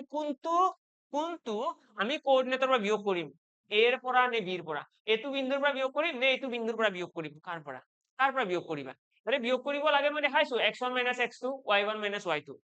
বিয়োগ কৰিব লাগে কিন্তু কাৰ পৰা বিয়োগ কৰিম 2 ৰ পৰা 9 বিয়োগ কৰিম নে 9 ৰ পৰা 2 বিয়োগ কৰিম তো এইটোৰ কাৰণে তোমালোকে চিন্তা কৰাৰ দৰকাৰ নাই তোমালোকে যিকোনো এটা নকৰা কিয় একেই এনসাৰ আহিব কিয় একেই এনসাৰ আহিব চোৱা মই যেতিয়া 2 ৰ পৰা 9 বিয়োগ কৰিলে এনসাৰটো কি আহিছে -7 যেতিয়া 9 ৰ পৰা বিয়োগ কৰিছো +7 এতিয়া এইটো সাপোজ -7 আছে ইয়াৰে কি আছে ন স্কয়াৰ আছে নে নাই আমি প্ৰথমতে এইটোৰ পৰা এইটো বিয়োগ কৰিম কৰি পেলাই স্কয়াৰ কৰিব লাগিব ন ঠিক তেনেদৰে বা এইটোৰ পৰা যদি এইটো বিয়োগ কৰো ইয়াতেও স্কয়াৰ কৰিব লাগিব আৰু স্কয়াৰ কৰিলে আমি সকলোৱে জানো যদি মাইনাস থাকে কি হয় মাইনাসে মাইনাসে প্লাস হৈ যাব অৰ্থাৎ 49 এনসাৰ আহিব আৰু কিমান আহিব ইয়াতে স্কয়াৰ কৰিলেও 49 আহিব মানে আলটিমেটলি আমাৰ এনসাৰ দুয়োটাতে সেমে আহিব আমি 2 ৰ পৰা 9 বিয়োগ কৰো বা 9 ৰ পৰা 2 বিয়োগ কৰো আমি চিন্তা কৰিব লগা নাই আমাৰ এনসাৰ দুয়োটা ক্ষেত্ৰতে সেমে আহিব তো তোমালোকে কি কৰিবা যেতিয়া এক্সামত এনেকুৱা কোৱেশ্চন আহিব যে দুটা পইণ্ট দি দিছে সিহঁতৰ মাজত ডিসটেন্স উলিয়াব দিছে তোমালোকে যিকোনো এটা পইণ্টৰ x ৰ যিটো এক্সিস আছে x ৰ ভ্যালু x ৰ ভ্যালুৰ পৰা ইয়াৰে x ৰ ভ্যালুটো বিয়োগ y ৰ ভ্যালুৰ পৰা y ৰ ভ্যালুটো বিয়োগ কৰিবা এনসাৰ অটোমেটিক্যালি আহিব এতিয়া এইটো কোৱেশ্চন যদি আমি সলভ কৰিবলৈ যাওঁ আমি কি কৰিম এইটো কোৱেশ্চনত আমাৰ কি আছিলে আমাৰ এটা আছিলে 2 আৰু 3 ন মই ইয়াতে কোঅৰ্ডিনেট কেইটা লিখি থৈ দিছো ধুনীয়াকৈ ইয়াতে মই লিখি দিলো এইটো হৈছে 2 আৰু 3 আৰু এইটো হৈছে 9 আৰু -2 এতিয়া ইয়াতে যদি আমি সলভ কৰিবলৈ যাওঁ প্ৰথমতে মই কি কৰিলো মই 2 ৰ পৰাই বিয়োগ কৰিছো তো 2 ৰ পৰা বিয়োগ কৰিলে 2 বিয়োগ 9 আহিব হয়নে আৰু এইটোক স্কয়াৰো কৰিব লাগিব যোগচিন আছে ইয়েস যোগচিন আছে আৰু কি আহিব 3 বিয়োগ 2 আহিব চোৱা 3 বিয়োগ তো -2 আছে ন -2 হলে ইয়াতে -2 লিখিব লাগিব যি আছে এইটোৱে লিখিব লাগিব ন আৰু স্কয়াৰ আছে আৰু লগতে ইয়াতে ৰুট আছে এটা ইয়াতে দেখিম আমি 2 ৰ পৰা 9 গলে -7 থাকিব 2 ৰ পৰা 9 গলে -7 আৰু এইটো বস্তুক আমি স্কয়াৰ কৰিম ইয়াৰে কি হ'ব মাইনাসে মাইনাসে প্লাস হৈ যাব অৰ্থাৎ 5 আহি যাব 5 স্কয়াৰ মানে কিমান 5 5 গুণ এইটো আহি গল 25 এইটো 7 7 গুণ 49 49 আৰু 25 যোগ কৰিলে কি হ'ব 74 তো √74 আহি গ'ল তো এইটোৱে আমাৰ এনসাৰ আহি গ'ল যে কিমান ডিসটেন্স হ'ব distance between this two point will be √74 এটা এক্সামত আমাক অলপমান মিলা কৰি দিব ভ্যালু বিলাক যাতে আমাৰ এনসাৰটো খুব ধুনীয়া এটা এনসাৰ ওলাই ৰুটৰ পৰা আমি এনসাৰ ওলাই দিব পাৰো ঠিক আছে কিন্তু মেথডটো তোমালোকৰ এইটো থাকিব একদম চিন্তা কৰিব লগা নাই এক্সামত আহিব ডাইৰেক্টলি তোমালোকে কৰিলে হ'ল কোঅৰ্ডিনেট দুটা পইণ্টৰ মাজৰ ডিসটেন্স নেক্সট আহিছো নেক্সট কুৱেশ্যনৰ ফালে নেক্সট কি আহিব পাৰে নেক্সট আমাক কেতিয়াবা ক'ব আমাক সাপোজ তিনিটা পইণ্ট দি দিছে এনেকুৱা এটা পইণ্ট দি দিছে আমাক এটা a পইণ্ট দিছে a ৰ ভ্যালু মই কৈ দিলো x y তাৰপিছত b ৰ ভ্যালু মই কৈ দিলো x1 y1 ঠিক আছে আৰু c ৰ ভ্যালু মই কৈ দিলো x2 y2 এই তিনিটা কোঅৰ্ডিনেট আমাক কি ক'ব কোঅৰ্ডিনেট মানে সকলোৱে গম পাইছে এতিয়া ওকে তো আমাৰ এই তিনিটা পইণ্ট আছে এতিয়া এই তিনিটা পইণ্টৰ আমাক ক'ব যে এই তিনিটা পইণ্ট এটা সৰল ৰেখাত আছে নে নাই কোলিনিয়াৰ বুলি কয় কোলিনিয়াৰ মানে সৰল ৰেখাত আছে নে নাই তো কেনেকৈ গম পাম সৰল ৰেখাত আছে নে নাই কেনেকৈ গম পাম চোৱা যদি এই বিন্দু কেইটা যদি সৰল ৰেখাত থাকিব লগা হয় ন তেতিয়া হলে এই যে এ বি খিনি আছে এইখিনি ডিসটেন্স প্ৰথম খিনি ডিসটেন্স আৰু শেষৰ খিনি ডিসটেন্স এই দুয়োটা যোগ কৰিলে কিমান আহিব লাগিব a আৰু c ac আহিব লাগিব ইয়াতে মই এইটো লিখিছো ab প্লাস bc সমান ac আহিব লাগিব ওকে তো আমি কি কৰো এক্সামত যদি আমাক এনেকৈ তিনিটা পইণ্ট দি দিয়ে আমাক যদি তিনিটা বিন্দু দি দিয়ে আমি কি কৰিম তাৰে যিকোনো দুটা বিন্দুৰ মাজত ডিসটেন্স ওলাম প্ৰথমতে এই দুটা বিন্দুৰ মাজত ডিসটেন্স ওলাম তাৰপিছত এই দুটা বিন্দুৰ মাজত ডিসটেন্স ওলাম ওকে হল আৰু লাষ্টত আমি কি কৰিম প্ৰথমটো এইটো বিন্দু আৰু একদম শেষৰ বিন্দুটোৰ মাজত ডিসটেন্স ওলাম কি কলো বুজি পালা তো তোমালোকে এবাৰ a আৰু b ৰ মাজৰ ডিসটেন্সটো ওলাই লবা ইয়াতে কিবা এটা এনসাৰ আহিব তাৰপিছত তোমালোকে b আৰু c ৰ মাজৰ ডিসটেন্সটো ওলাই লবা ইয়াতেও কিবা এটা এনসাৰ আহিব তাৰপিছত a আৰু c ৰ মাজৰ ডিসটেন্সটো ওলাই লবা তাৰপিছত তোমালোকে চাবা যে ইয়াতে যি তিনিটা ভ্যালু আহিব তাৰে যিটো একদম ডাঙৰ ভ্যালু সেইটো বাদ দি পেলাই সৰু ভ্যালু দুটাক যোগ কৰি চাবা ডাঙৰটোৰ ভ্যালুটো বাদ দিবা ডাঙৰটোৰ কথা মাথা মাৰি লাভ নাই ইয়াতে আমাৰ তিনিটা ভ্যালু আহিব তাৰে যিটো একদম ডাঙৰ থাকিব সেইটো বাদ দি পেলাই যিটো এটা সৰু ভ্যালু আছে সৰু ভ্যালু দুটাক যোগ কৰিলে যদি ডাঙৰ ভ্যালুটোৰ সমান হৈছে মানে ইহত কোলিনিয়াৰ হয় ঠিক আছে ইহত কোলিনিয়াৰ হয় আদাৰৱাইজ কোলিনিয়াৰ নহয় ঠিক আছে আদাৰৱাইজ কোলিনিয়াৰ নহয় থাকিব তোমালোকে জাস্ট কনসেপ্টটো মনত ৰাখা এক্সামত ঘুৰাই পকাই কিবা সুধি দিবও পাৰে এইটো কুৱেশ্যনৰ ওপৰত এতিয়া বেস কৰা কুৱেশ্যন আমাৰ এমসিকিউ বেস এক্সামৰ অহাটো অকমান টাফ এমসিকিউ আমাৰ এইটো কুৱেশ্যন যেতিয়া এমসিকিউ দিব লগা হ'ব অলপমান ডিজাইন কৰাটো বহুত বেছি কঠিন হৈ পৰে বাট এপিএসসি তোমালোকে ল'ব নোৱাৰা চান্সত দি দিব পাৰে ঘুৰাই পকাই কিবা কিবি সুধি দিব পাৰে বেলেগ কিবা কুৱেশ্যনৰ ৰেফাৰেন্সত সুধি দিব পাৰে তো কোলিনিয়াৰ মানে কি হয় কোলিনিয়াৰ মানে হৈছে এটা লেখাত থাকিব এটা ৰেখাত তিনিটা বিন্দু থাকিব আমি কি কৰিব লাগে প্ৰথমতে ইয়াৰ বিন্দু তিনিটাৰ কোঅৰ্ডিনেট দিয়া থাকিব আমাক এইটো বিন্দুৰ কি কোঅৰ্ডিনেট ইয়াতে মই xy দিছো কিন্তু এক্সামত তোমালোকক ডাইৰেক্টলি কিবা এটা দিয়া থাকিব 2 3 5 4 5 7 কিবা এটা দিয়া থাকিব ইয়াৰে বি বিন্দুৰ কোঅৰ্ডিনেট দিয়া থাকিব c ৰো দিয়া থাকিব তোমালোকে কি কৰিবা প্ৰথমতে a b ৰ মাজৰ ডিসটেন্সটো ওলাবা আৰু ডিসটেন্স কেনেকৈ উলিয়াই ডিসটেন্স উলিওৱা ফৰ্মুলা আমি অলৰেডি ইয়াতে কৰি আহিছো ডিসটেন্স কেনেকৈ উলিয়াই a আৰু b ৰ মাজৰ ডিসটেন্স উলিয়াব পাৰিবা নে নাই নিশ্চয় পাৰিবা yes তো a আৰু b ৰ মাজৰ ডিসটেন্স তোমালোকে উলিয়াবা তাৰপিছত b আৰু c ৰ মাজৰ ডিসটেন্স উলিয়াবা এই দুটা কোঅৰ্ডিনেটৰ মাজৰ ডিসটেন্স কিমান হ'ব তাৰপিছত তোমালোকে চাব লাগিব a আৰু c ৰ ডিসটেন্স আৰু শেষত তোমালোকে তুলনা কৰিব লাগিব যে ইয়াৰে ab আৰু bc ab আৰু bc এতিয়া আমি ইয়াতে দেখি পেলাই গম পাই আছো যে ab আৰু bc যোগ কৰিলে ac ৰ সমান হ'ব লাগিব এক্সামত তোমালোকক নকয় ন এক্সামত তোমালোকক ডাইৰেক্টলি তিনিটা বিন্দু দিয়া থাকিব মানে তিনিটা কোঅৰ্ডিনেট দিয়া থাকিব মই এটা এক্সাম্পল এটাই দি দিলো তোমালোকক দি দিলে 2 5 2 তাৰপিছত এটা দি দিলে 10 -3 আৰু এটা দি দিছে 5 2 এক মিনিট ৰবা দেই 10 - 3 হলে 7 4 এতিয়া মই ইয়াতে তিনিটা বিন্দু দিছো ঠিক আছে তিনিটা কোঅৰ্ডিনেট মই দি পেলাই কৈছো ইহত তিনিটা কোলিনিয়াৰ হয় নে নাই চেক কৰিব কৈছো মই কৈছো যে এই তিনিটা বিন্দু আছে এই তিনিটা কোলিনিয়াৰ হয় নে নাই তোমালোকে এতিয়া চেক কৰিব লাগে তো তোমালোকে কি কৰিবা প্ৰথমতে তোমালোকে চাব লাগিব এই দুটা বিন্দুৰ মাজৰ ডিসটেন্স ইহত দুটাৰ মাজৰ ডিসটেন্স কিমান তাৰপিছত চাব লাগিব ইহত দুটাৰ মাজৰ ডিসটেন্স কিমান আৰু একদম শেষত চাব লাগিব প্ৰথমটো সেকেন্ডত এই দুটা আৰু একদম শেষত প্ৰথম আৰু শেষৰটো 5 2 আৰু 7 4 তিনিটা ডিসটেন্স ওলাই লোৱা দেন যি দুটা সৰু ডিসটেন্স থাকিব কিবা দুটা সৰু ডিসটেন্স আহিব ন সৰু ডিসটেন্স দুটা যোগ কৰি পেলাই চেক কৰিবা যে ডাঙৰ ডিসটেন্সটোৰ সমান হৈছে নে নাই যদি হৈছে তেতিয়াহ'লে ইহত কোলিনিয়াৰ যদি হোৱা নাই মানে কোলিনিয়াৰ নহয় দ্যাটস ইট এইখিনি হৈছে কোলিনিয়াৰৰ কনসেপ্ট নেক্সট আহিছো ইয়াৰে পাছৰ কনসেপ্টটো পাছৰ আমাৰ আহিব এইটো মিড পইণ্ট বুলি ক'ব পাৰা বা এইটো তোমালোকৰ আমি কি বুলি কওঁ এটা এটা লাইন এটা আমি দুটা পাৰ্টত ভগাই দিয়া বুলি কওঁ ঠিক আছে মানে কেনেকুৱা কুৱেশ্যনটোৰ ধৰণটো ভালদৰে বুজি লোৱা আমাক ক'ব দুটা পইণ্ট আছে দুটা কোঅৰ্ডিনেট আছে যিকোনো x1 y1 আৰু x2 y2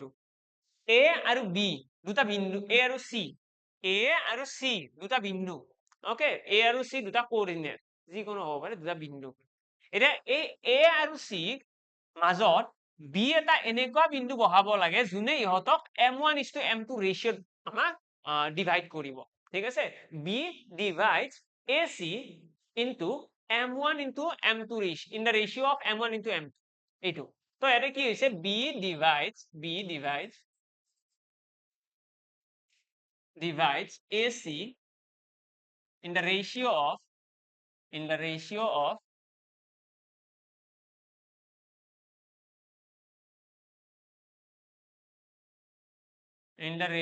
of m1:m2 বুজি পালা এইটো হৈছে আমাৰ এইখিনিৰ কনসেপ্ট তো এটা আমাৰ কি হ'ব b এ কি কৰিব b এ ডিভাইড কৰিব কাক ডিভাইড কৰিব b এ ডিভাইড কৰিব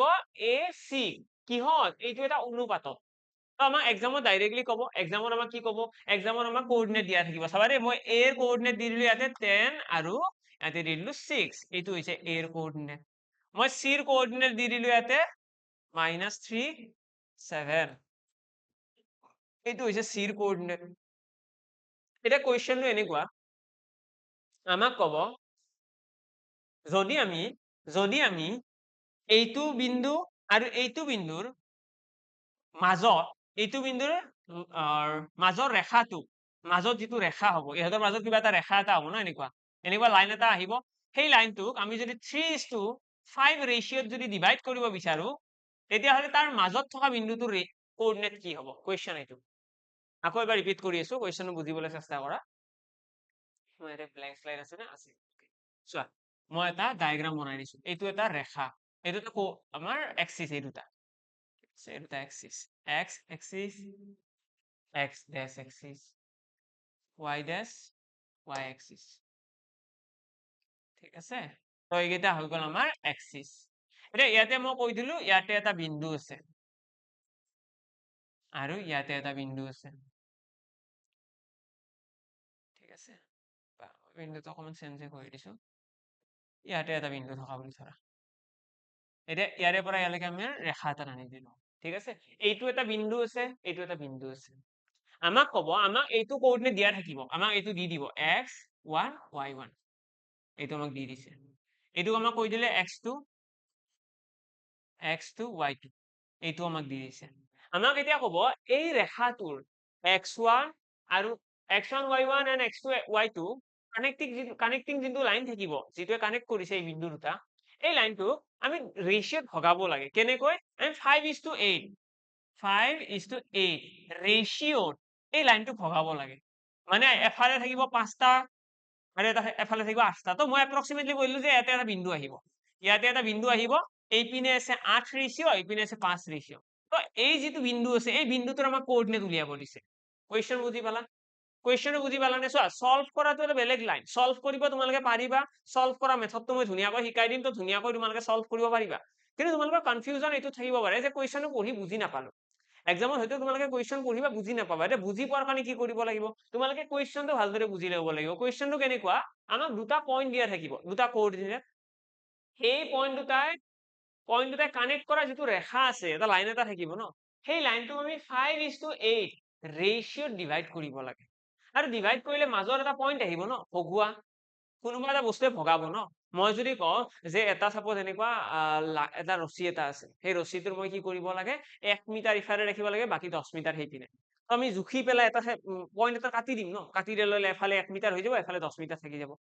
ইয়াতেও তেনেকুৱা আমাক কৈছে 5:8 মানে এফালে 5টা ভাগ এফালে 3টা ভাগ তেনেকৈ ভগাব লাগে ভগোৱা এই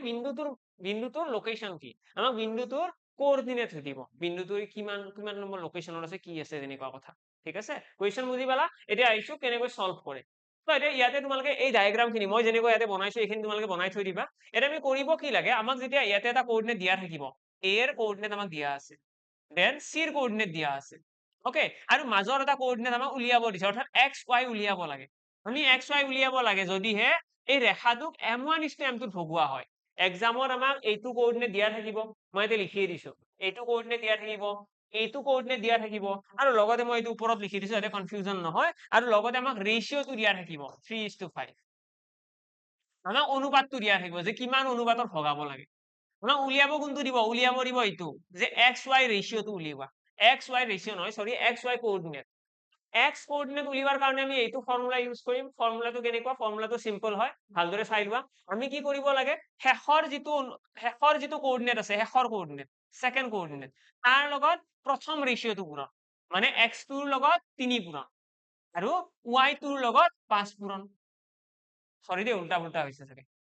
সৰি আমি x2 ৰ লগত পূৰণ কৰিম 3 আৰু y2 ৰ লগতো 3 মানে x2 x m1 ইয়াতে চোৱা x2 m1 মানে যদি এক্সিসৰ যদি 2 নম্বৰ হয় তেতিয়া হলে মানে শেষৰ বিন্দুটোৰ লগত আমি ৰেশিওৰ প্ৰথমটো আমাৰ ইয়াতে যিটো শেষৰ বিন্দু থাকিব তাৰ লগত ৰেশিওৰ প্ৰথমটো আৰু প্ৰথমটোৰ লগত ৰেশিওৰ সেকেন্ডটো অৰ্থাৎ 1 আছে ন ইয়াতে x1 m2 y1 m2 আৰু যেতিয়া আমি x উলিয়াবলৈ যাম ইয়াতে অকল x ৰ কথা আলোচনা হ'ব চোৱা x2 m1 x1 m2 divided by m1 plus m2 তোমালোকে ডাইৰেক্ট মুখস্থ কৰিবলৈ হলে হয়তো অকমান দিগদাৰ হ'বও পাৰে কিন্তু যেতিয়া ভালদৰে এইটো চাই ল'বা ন পাহৰি নোযোৱা কেতিয়াও তোমালোকে মনত কি ৰাখিব লাগে যিটো শেষৰ পইণ্ট থাকিব তাৰ লগত প্ৰথম ৰেশিওটো তেনেকে মনত ৰাখিবা যিটো শেষৰ পইণ্ট থাকিব তাৰ লগত প্ৰথম ৰেশিওটো আৰু যিটো প্ৰথম ৰেশিওৰ প্ৰথম কোঅৰ্ডিনেট থাকিব তাৰ লগত সেকেন্ড ৰেশিওটো হল আৰু লগতে কি কৰিবা যদি x উলিয়াব দিয়ে ইয়াতে অকল x আহিব x2 x1 আৰু y উলিয়াব দিলে y আহিব লগতে তলফালে কোন থাকিব m1 plus m2 হল এইটো হৈছে আমাৰ টেকনিক আমি যদি ৰেশিওত ভগাব দিয়ে এতিয়া ইয়াৰে লগত জড়িত এটা আৰু আহিব মিড পইণ্ট থিওৰেম বুলি কয় যদি আমাক কেতিয়াবা ক'ব যে দুটা বিন্দু আছে a আৰু b আৰু b দুটা পইণ্ট আছে এতিয়া এই পইণ্ট দুটাৰ মধ্যবিন্দু a আৰু b পইণ্ট দুটাৰ যিটো মধ্যবিন্দু থাকিব মানে a আৰু b পইণ্ট দুটা কানেক্ট কৰি দিলো মই এটা লাইন এটা ড্ৰ কৰিলো সেই লাইনটোৰ মাজত থকা বিন্দুটোৰ কোঅৰ্ডিনেট কিমান একদম মিড পইণ্ট কিমান তো আমাক মিড পইণ্টটো কেতিয়াবা উলিয়াব দিয়ে মই ইয়াতে লিখি দিছো মিড পইণ্ট তো মিড পইণ্টটো তোমালোকে চাই থৈ দিয়া মিড পইণ্ট হয় কি একো টান বস্তু নহয় কিন্তু দেই সিমিলাৰ বস্তু তো মিড পইণ্ট আমাক উলিয়াব দিয়ে মধ্যবিন্দু তো মধ্যবিন্দু বুলি ক'লে তোমালোকে বুজি পাব লাগিব মধ্যবিন্দু মানে কিনো মধ্যবিন্দু মানে এই যিটো বিন্দু থাকিব তাৰ এইফালে যিমান বস্তু থাকিব এইফালে সমান মধ্যবিন্দু মানে কি এইফালে যিমান থাকিব এইফালেও ইমান ন সেম তো যদি দুয়োফালে সমান থাকে আমিতো এনেকৈ ক'ব পাৰিম ন যে ৰেশিওটো 1:1 দুয়োফালে যদি সমান থাকে এইফালে m1 থাকিব ন এইফালে m2 যদি দুয়োফালে সমান থাকে মই মানে প্ৰথম ইফালে যদি 1 আছে ইফালে 1 কথাটো একে হয়নে মানে সাপোজ মোৰ ইয়াতে এডাল ৰছী এডাল আছে এই ৰছীডালক মই সমানকৈ দুটা ভাগত ভগাব বিচাৰিছো 2 মিটাৰ দৈৰ্ঘ্যৰ ৰছী তো এইফালে 1 মিটাৰ ৰাখিম এইফালে 1 মিটাৰ ৰাখিম যদি 10 মিটাৰ দৈৰ্ঘ্যৰ ৰছী এডাল হয় এইফালে 5 মিটাৰ এইফালে 5 মিটাৰ মানে আলটিমেটলি আমি 1:1 ৰেশিওত ভগাব লাগে তো মিড পইণ্ট মানে কি মিড পইণ্ট উলিয়াব দিলে তোমালোকে জানিব লাগিব যে মধ্যবিন্দু উলিয়াব দিছে ন মানে যোনটো অনুপাত থাকিব সেইটো হৈছে 1:1 এনেই যদি আমাক মিড পইণ্ট বুলি নকৈ পেলাই বেলেগ কিবা কয় তেতিয়াহ'লে তো আমাক অনুপাতটো দিয়াই থাকিব যে কিমান অনুপাতত ভগাব লাগে যদি আমাক অনুপাত নিদি পেলাই মধ্যবিন্দু বুলি কৈ দিছে মানে 1:1 এতিয়া অৰ্থাৎ ইয়াতে আমি কি কৰিব লাগে ইয়াতে m ৰ ভ্যালু কেইটা 1:1 ৰাখিব লাগে m11 m21 এইখিনিয়ে কথা তো ৰাখিলে ইয়াতে তোমালোকে ফৰ্মুলাটো এনেকুৱা আহি যাব x ৰ ভ্যালু উলিয়াৰ কাৰণে মাজত যদি x ৰ ভ্যালুটো উলিয়াব বিচাৰা তাৰ কাৰণে x1 + x2 / 2 এইটো হৈছে x ৰ আৰু y ৰ ভ্যালু উলিয়াৰ কাৰণে y1 + y2 / 2 আহিব এইটো বেলেগ একো নহয় এইটো ফৰ্মুলাই চোৱা মই যদি m1 ৰ ভ্যালুটো 1 ৰাখো আৰু m2 ৰ ভ্যালুটো 1 কি হ'ব 1 + 1 2 ইয়াতে যদি মই x2 ৰ লগত যদি 1 পূৰণ কৰো কি হ'ব x2 এ হ'ব x1 ৰ লগত যদি 1 এটা পূৰণ কৰো x1 এ হ'ব তো সেইকাৰণে মই ইয়াতে ধুনীয়াকৈ লিখিছো x1 + x2 দ্যাটস ইট মানে ইয়াতে যিটো 10 আছে এই 10 টোক মই এই তিনিটোৰ লগত যোগ কৰিম 10 ৰ লগত 3 যোগ কৰিলে কি হ'ব 7 থাকিব 7ক 2 ৰে হৰণ কৰিলে কি হ'ব 7ক 2 ৰে হৰণ কৰিলে 3.5 বুজি পাইছানে কি লিখিছো 10 যোগ বিয়োগ 3 10 ৰ লগত 3 এটা বিয়োগ 3 এটা যোগ কৰিলে 7 থাকিব 7ক 2 ৰে হৰণ কৰিলে 3.5 3.5 তাৰপিছত 6 ৰ লগত যদি আমি 7টো যোগ কৰো 6 × 7 = 13 13ক যদি 2 ৰে হৰণ কৰা হয় কি হ'ব 6.5 দ্যাটস ইট তো এটা আহিব আমাৰ যিটো মিড পইণ্ট থাকিব সেই মিড পইণ্টৰ কোঅৰ্ডিনেট হ'ব 3.5 আৰু 6.5 ঠিক আছে তো x এক্সিসত আহিব 3.5 আৰু y এক্সিসত আহিব 6.5 এইটো হৈছে মিড পইণ্ট থিওৰেম এক্সামত আহিব পাৰে দেই আমাক ক'ব পাৰে আমাক ডাইৰেক্টলি সুধি দিব পাৰে যে দুটা বিন্দু দি দিছে 10 6 আৰু -3 7 ৰ মধ্যবিন্দুৰ স্থানাংক উলিওৱা Find the coordinate of the midpoint of point 10, 6 and point -37. এনেকৈ ডাইৰেক্টলি কুৱেশ্যন কৰিব মধ্যবিন্দুৰ স্থানাংক উলিয়াব দিব তো আমি এইটো ক'ব পাৰিম 3.5 and 6.5 will be the midpoint coordinate. Next আহিছো নেক্সট আমাৰ কি আছে এইটোতো হ'ল বাৰু ওকে তো আমাৰ ইয়াতে আমাৰ খতম হৈ গ'ল আমাৰ কোঅৰ্ডিনেট জিওমেট্ৰি হওক বা বাকি যিখিনি আছে ঠিক আছে এইখিনি বস্তু আমাৰ কোঅৰ্ডিনেট জিওমেট্ৰি আৰু জিওমেট্ৰি তোমালোকে এইখিনি জানিলে সাফিচিয়েন্ট হয় তাৰ লগতে মই আৰু অলপমান কথা জনাই দিছো আমাৰ এক্সামত কেতিয়াবা এনেকুৱা কুৱেশ্যন দিয়ে এটা ত্ৰিভুজ এটা আছে এই ত্ৰিভুজটোৰ দুটা কোণৰ মান সমান এটা ত্ৰিভুজৰ দুটা কোণৰ মান সমান যদিহে এটা কোণৰ মান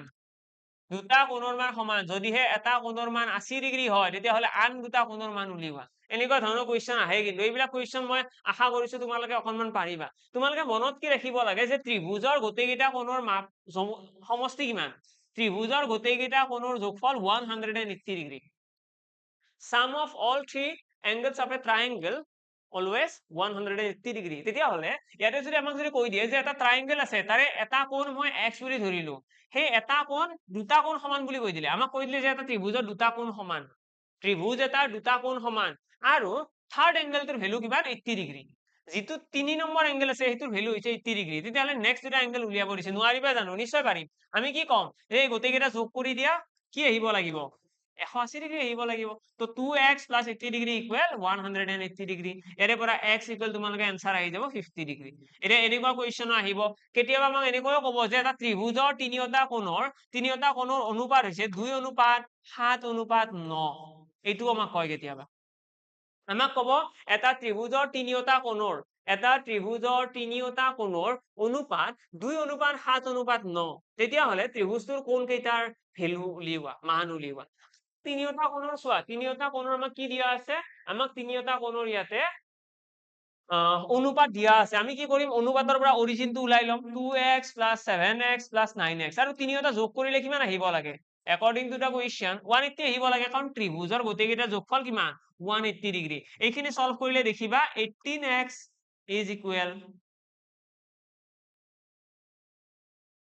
18x equal কিমান আহিব 180 ডিগ্ৰী x equal আহি গ'ল 10 ডিগ্ৰী x equal যদি 10 ডিগ্ৰী হয় মানে এটা কোণ হ'ব আমাৰ 20 ডিগ্ৰী এটা কোণ 20 ডিগ্ৰী এটা কোণ 70 ডিগ্ৰী আৰু এটা কোণ 90 ডিগ্ৰী দ্যাটস ইট এইখিনি হৈ গ'ল আমাৰ आंसर তো এক্সামত এনেকুৱা ধৰণৰ কুৱেশ্যন আহিব পাৰে য'ত আমাক ট্ৰায়াঙ্গেলৰ কথা হ'ব আৰু মই আশা কৰিম তোমালোকে এইবিলাকত কেতিয়াও ভয় নকৰা কেতিয়াও তোমালোকৰ কনফিউজন নাহে নেক্সট আহিছো এতিয়া আমাৰ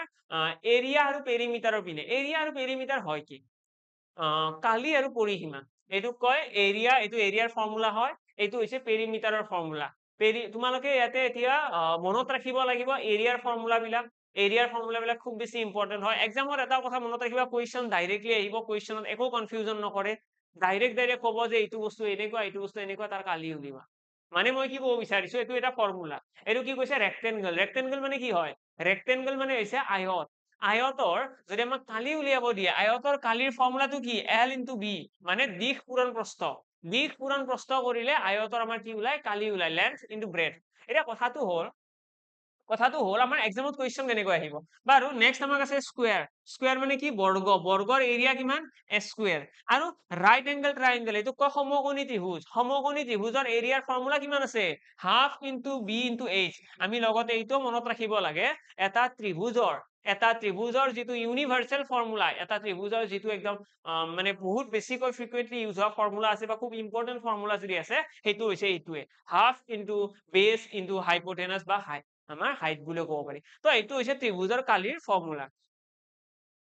এতিয়া আমি যদি এক্সামৰ কুৱেশ্যনৰ কথা কওঁ যে এক্সামত কুৱেশ্যনত কি দিয়া থাকিব বা আমাক কি উলিয়াব দিব তো সেইটোৰ কাৰণে মই এটা ইয়াতে দেখাই দিছো এক্সামত আমাক এনেকুৱা টাইপৰ বস্তু দিয়া থাকিব আমাক ডাইৰেক্টলি ক'ব যে এটা ৰেক্টেংগুলাৰ প্লট এটা আছে এটা আয়তাকাৰ প্লট এটা আছে এইটো ৰেক্টেংগুলাৰ প্লট এটা আছে এই প্লটটোৰ লেন্থ আমাক দিয়া আছে লেন্থ আমাক কৈ দিব 20 সেন্টিমিটাৰ 20 সেন্টিমিটাৰ হৈছে লেন্থ বা 20 মিটাৰ কৈ দিলো 20 মিটাৰ হৈছে লেন্থ হৈছে 20 মিটাৰ আৰু আমাক ক'ব area of this rectangular plot 200 meter 200 meter square হৈছে আমাক এৰিয়া দি দিলে এবাৰে কুৱেশ্যনটো ভালদৰে শুনিবা আমাক ক'লে length of a rectangular plot was 20 meter length of a rectangular plot was 20 meter তাৰপিছত ক'লে and the area was 200 meter square then find the breadth of the rectangular plot তো আমাক চোৱা আমাক ডাইৰেক্টলি কৈছে আমাক ইয়াতে এইটো আয়তৰ আমাক লেন্থ দিয়া আছে আমাক ব্ৰেডটো দিয়া নাই আমাক ব্ৰেডটো দিয়া নাই বি দিয়া নাই কিন্তু আমাক এৰিয়াটো দিয়া আছে যে এৰিয়া ইমান মিটাৰ স্কুৱেৰ তো এনেকুৱা যদি কুৱেশ্যন আহে তোমালোকে ইয়াৰে পৰা ব্ৰেড উলিয়াব নোৱাৰিবা জানো নিশ্চয় পাৰিবা কাৰণ এৰিয়াৰ ফৰ্মুলা কি length into bread equal area তো ইয়াতে আমাৰ অলৰেডি লেন্থ আমি গম পাই গৈছো 20 তো ইয়াৰে পৰা আমি এতিয়া বি ইকুৱেল কিমান ওলাব 200 আছে 20 এইটো কাটি দিয়া 10 বাৰ মানে বি ইকুৱেল আহি গ'ল 10 মিটাৰ তো আমি গম পাই গলো যে প্ৰস্থ কিমান হ'ব প্ৰস্থ হ'ব 10 মিটাৰ এতিয়া এক্সামৰ এইটো কুৱেশ্যনে অলপমান আৰু ঘূৰাই পকাই দিব পাৰে কি ঘূৰাই দিব পাৰে আমাক ক'ব পাৰে যে এটা ৰেক্টেংগুলাৰ প্লট এটা আছে আৰু সেই প্লটটোৰ আমাক লেন্থ দি দিছে লেন্থ দৈৰ্ঘ্য দি দিছে লগতে আমাক এৰিয়া দি দিছে আমাক কৈছে ফাইন্ড দা পেৰিমিটাৰ আমাক পেৰিমিটাৰ উলিয়াব দিব পাৰে পৰিসীমা তো পৰিসীমা কেনেকৈ উলিয়াম চোৱা পৰিসীমাৰ কাৰণে মই তোমালোকক এটা এক্সট্ৰা ফৰ্মুলা দিব বিচাৰো যাতে তোমালোকে প্ৰতিটো ষ্ট্ৰাকচাৰৰ কাৰণে প্ৰতিটো ডায়াগ্ৰামৰ কাৰণে তোমালোকে বেলেগ বেলেগ পেৰিমিটাৰৰ ফৰ্মুলা মনত ৰাখিব নালাগে পেৰিমিটাৰ বুলি ক'লে কি হয় যিটো সীমা এইটো অসমীয়াত আমি পৰিসীমা বুলি কওঁ পৰিসীমা মানে যিটো সাইডত এটা সীমা থাকিব বৰ্ডাৰ এটা থাকিব বৰ্ডাৰটোকে আমি কি বুলি কওঁ পেৰিমিটাৰ বুলি কওঁ এতিয়া এইটো যদি চোৱা ন এতিয়া বৰ্ডাৰ কোনটোনো এইখিনি হৈছে এটা বৰ্ডাৰ এইটো এটা বৰ্ডাৰ হয় নে নাই মই ঠিকে কৈ আছো নে কিবা ভুল হৈ আছে তো আমাৰ এইখিনি হৈছে এটা বৰ্ডাৰ এইটো হৈছে এটা বৰ্ডাৰ এইটো এটা বৰ্ডাৰ এইটো এটা বৰ্ডাৰ এতিয়া এইটো হৈছে 20 মিটাৰ মানে এইটো কিমান হ'ব এইটো 20 ন আয়তৰ ক্ষেত্ৰত ৰুল আমি সকলোৱে জানো এটা আয়তৰ বিপৰীত বাহু কেইযোৰ সমান যদি এইটো 20 মিটাৰ হয় এইটো 20 মিটাৰ এইটো কিমান পালো ভেলু এইটোৰ ভেলু হৈছে 10 মিটাৰ মানে এইটো কিমান হ'ব এইটো 10 মিটাৰ হৈ গ'ল ফাইনেলি আমি গম পাই গলো যে ইয়াৰে সাইডটো কিমান গোটেইকেইটা সাইড গম পালো আৰু গোটেইকেইটা সাইড গম পোৱাৰ পিছত যদি পেৰিমিটাৰ উলিয়াব দিয়ে মানে গোটেইকেইটা যোগ কৰি দিয়া 20 30 50 60 এনসাৰ 60 পেৰিমিটাৰ কিমান 60 মিটাৰ তো সেইটোৱে হৈছে ফৰ্মুলা তো পেৰিমিটাৰৰ কাৰণে কি মনত ৰাখিবা এটা সাইড যিমান আছে গোটেইখিনিৰ যোগফল তোমালোকক মই দেখাই দিছো তোমালোকে ফৰ্মুলা কেইটা দেখিলে গম পাবা ইয়াৰে চোৱা ইয়াৰে যোনটো পেৰিমিটাৰ আছিল এইটো কি আছিল চোৱা এইটো লেন্থ হয় নে নাই এল এল এইটো এটা এল ওপৰতো এটা এল আছে হয় না লেন্থ দুটা থাকে ন এটা ৰেক্টেংগল বুলি ক'লে আয়ত বুলি ক'লে কি হয় এইটো দিশ এইটো দিশ তো সেইকাৰণে দুটা এল লিখিছে 2l আৰু দুটা বিও লিখিছে 2l প্লাছ বি ব্ৰেকেটৰ ভিতৰত আছে ন মানে দুটা এল দুটা বি আৰু বি বুলি ক'লে কি হ'ব এইটো চোৱা এইটো এটা ব্ৰেড এইটো এটা ব্ৰেড দুটা ব্ৰেড আছে তো সেইকাৰণে এইটো ফৰ্মুলা ঠিক তেনেদৰে তোমালোকক মই যদি এইটো দেখাই দিওঁ এইটো কি হয় এইটো হৈছে স্কুৱেৰ স্কুৱেৰৰ গুণ কি আছিলে স্কুৱেৰ বুলি ক'লে তাৰ চাৰিওটা বাহু সমান স্কুৱেৰৰ এনেকুৱা নহয় যে কোনোবা দুটা বাহুহে সমান তো স্কুৱেৰৰ চাৰিওটা বাহুৰ ভেলু কিমান হ'ব এ ন ইয়াতে লেন্থ কিমান বুলি কৈছে এ বুলি কৈছে যদি এ এটা বাহুৰ দিশ হয় চাৰিটা বাহু কিমান হ'ব a plus a plus a plus a 4a তো সেইকাৰণে এটা ফৰ্মুলা কি হৈ গৈছে 4a মানে ইয়াতে পেৰিমিটাৰৰ কাৰণে কেতিয়াও তোমালোকে ফৰ্মুলা মনত ৰাখিব নালাগে পেৰিমিটাৰ খুব ইজি বস্তু হয় বুজি পোৱাটো বেছি বেটাৰ মানে বুজি নললে কি হ'ব প্ৰতিটোৰ কাৰণে বেলেগ বেলেগ ফৰ্মুলা এতিয়া এইটো চোৱা এইটো হৈছে আমাৰ কি ৰাইট এংগল ট্ৰায়াংগল সমকোণী ত্ৰিভুজ ইয়াতে কি কৰিছে চোৱা বি এইচ এল তিনিটা যোগ কৰিছে বি এইচ এল মানে সাইড কেইটা যোগ কৰিছে ন B plus H plus H L সেইটোৱে মই কৈ আছো যে এটা যিকোনো এটা ষ্ট্ৰাকচাৰৰ যদি পেৰিমিটাৰ বুলি কয় পৰিসীমা বুলি কয় আমি তাৰ সাইডটোৰ লেন্থ জানিব লাগে দ্যাটছ ইট বেলেগ একো জানিব লগা নাই যদি মই এই বৰ্ডখনৰ কথা কওঁ কি কৰিব লাগিব ইয়াৰে পৰা প্ৰথমতে ইয়ালৈকে জুখিব লাগিব মই ঠিক আছে তাৰপিছত ইয়াৰে পৰা ইয়ালৈকে জুখিব লাগিব তাৰপিছত ইয়াৰে পৰা ইয়ালৈকে জুখিব লাগিব আৰু ইয়াৰে পৰা ইয়ালৈকে তো আমি চাৰিওটা জুখি পেলাই যদি গোটেইখিনি যোগ কৰি দিওঁ সেইটো আমাৰ কি হৈ যাব ইয়াৰে পেৰিমিটাৰ হৈ যাব কিন্তু এৰিয়াটো কি হয় জানানে এৰিয়া আৰু পেৰিমিটাৰৰ মাজত ডাঙৰ ডিফাৰেন্স কি আমি যেতিয়া পৰিসীমা বুলি কওঁ তেতিয়াহ'লে অকল সীমাটো জোখা হয় সীমাটো এইটো সীমা মই বৰ্ডখনতে দেখাই দিছো এটা বুজিবলৈ বেছি ইজি হ'ব এই বৰ্ডখনৰ যিটো সাইড আছে ন সেইটোকে সীমা বুলি কয় আমিও সীমা বুলি কওঁ ন মই ঘৰৰ যে সীমা বুলি কওঁ এইটো সীমা এটা আলি এটা থাকে ৱাল এখন দিয়া হয় তো সীমাটো এই সাইডৰ বস্তুটোৱে কিন্তু এৰিয়া বা কালি বুলি যোনটো কওঁ সেই কালি মানে হৈছে মাজৰ বস্তুখিনি মাজত যিখিনি আছে সেইটোক কয় কালি ঠিক আছে মাজত যিখিনি আছে সেইখিনিক কয় কালি বুলি মাজৰ যিখিনি সাৰফেস আছে সেই সাৰফেসটোক আমি কালি বুলি কওঁ আৰু তাৰ লগতে আমি যোনটো ভলিউম আছে আয়তন বুলি যে কওঁ আয়তন কি হয় এতিয়া আয়তনত বহুতৰ কনফিউজন থাকে মই বুজাই আছো তোমালোকে এনেকে মনত ৰাখিবা মই যদি কওঁ এখন ডিশ এখন আছে ডিশ মানে একদম প্লেন ডিশ এখন আছে সাৰ্কুলাৰ ক'ব পাৰা তোমালোকে বা প্লেট এখন আছে প্লেটখন তোমালোকে একদম সেই বুলি ধৰা আমাৰ যে বাচন বিলাকত ঢাকনি যে দিওঁ পুৰা সেই থাকে ন প্লেন পুৰা বস্তুটো একো মানে বস্তু তাতে খাব দিবতো নোৱাৰি কাঁহীৰ নিচিনা নহয় আৰু মানে কাঁহীৰ নিচিনা বুলি ভাবি নলবা যে অলপমান বেণ্ড হৈ আছে তেনেকুৱা নহয় পুৰা প্লেন তেনেকুৱা প্লেন চিট এটাৰ যিটো ওপৰত থাকিব ওপৰত যিখিনি জেগা আছে এনেকুৱা টাচ কৰিব পাৰে যেনেকৈ বৰ্ডখনৰ আমি এনেকৈ টাচ কৰিব পাৰো সেইখিনিক কয় এৰিয়া বুলি কালি বুলি কয় কিন্তু যদি মই সেই বস্তুটোকে এটা বাকচৰ আকৃতি দিওঁ যেনেকৈ তোমালোকে বাকচ এটাৰ কথা চোৱা বাকচ এটাৰ যিটো তলৰ পোৰ্শন তলৰ ফালে এখন কি লগোৱা থাকে টিং লগোৱা থাকে চাৰিওফালে টিঙে থাকে বাকচৰ তো সেই টিংখন আমি টাচ কৰি চালে সেইটো হল এৰিয়া কিন্তু সেই টিংখন চাৰিওফালে লগাই দিছে ন লগাই দি পেলাই কি বনাইছে এটা বাকচ টাইপৰ বনাই দিছে আৰু তাৰে ভিতৰত আমি বস্তু ৰাখিব পাৰিম নে এতিয়া ৰাখিব পাৰিম কিন্তু যেতিয়া এখন টিং হৈ থাকে তাতে বস্তু ৰাখিব পাৰি জানো নোৱাৰি মানে বস্তু ৰাখিলেও পুৰা কভাৰ হৈ নাথাকে বস্তুটো এনেই ওপৰত থৈ দিব লাগিব বুজিলা তো আমি যেতিয়া বাকচ এটা বনাই দিওঁ তাৰ ভিতৰত বস্তু জুৰিব কিছুমান বস্তু ভৰাব পাৰিম এই যে বস্তু ভৰালো সেইটোক কয় আয়তন বুলি ভলিউম আমি যিকোনো এটা বস্তু যিমানখিনি বস্তু ভৰাব পাৰো সেইটো হৈছে ভলিউম আয়তন সেইটোৰ কিমান কেপাচিটি আমি ট্ৰাকৰ এক্সাম্পল ল'ব পাৰো ট্ৰাকখন তোমালোকে চোৱাচোন ট্ৰাকখন কেনেকুৱা এটা ঘন আকৃতিৰ বাকচৰ নিচিনা ট্ৰাকৰ ভিতৰত বস্তু ভৰাই থাকে কাৰ্টনত সৰু সৰু কাৰ্টন ভৰাই ভৰাই কি কৰে ভৰ্তি কৰি দিয়ে তো তেনেকুৱা টাইপৰ বস্তুবিলাক আহিব আয়তনত বাকী পেৰিমিটাৰ মানে কি বুজি পালা পেৰিমিটাৰ মানে যে মাজৰ বস্তুখিনি বৰ্ডখনৰ আৰু সৰি পেৰিমিটাৰ নহয়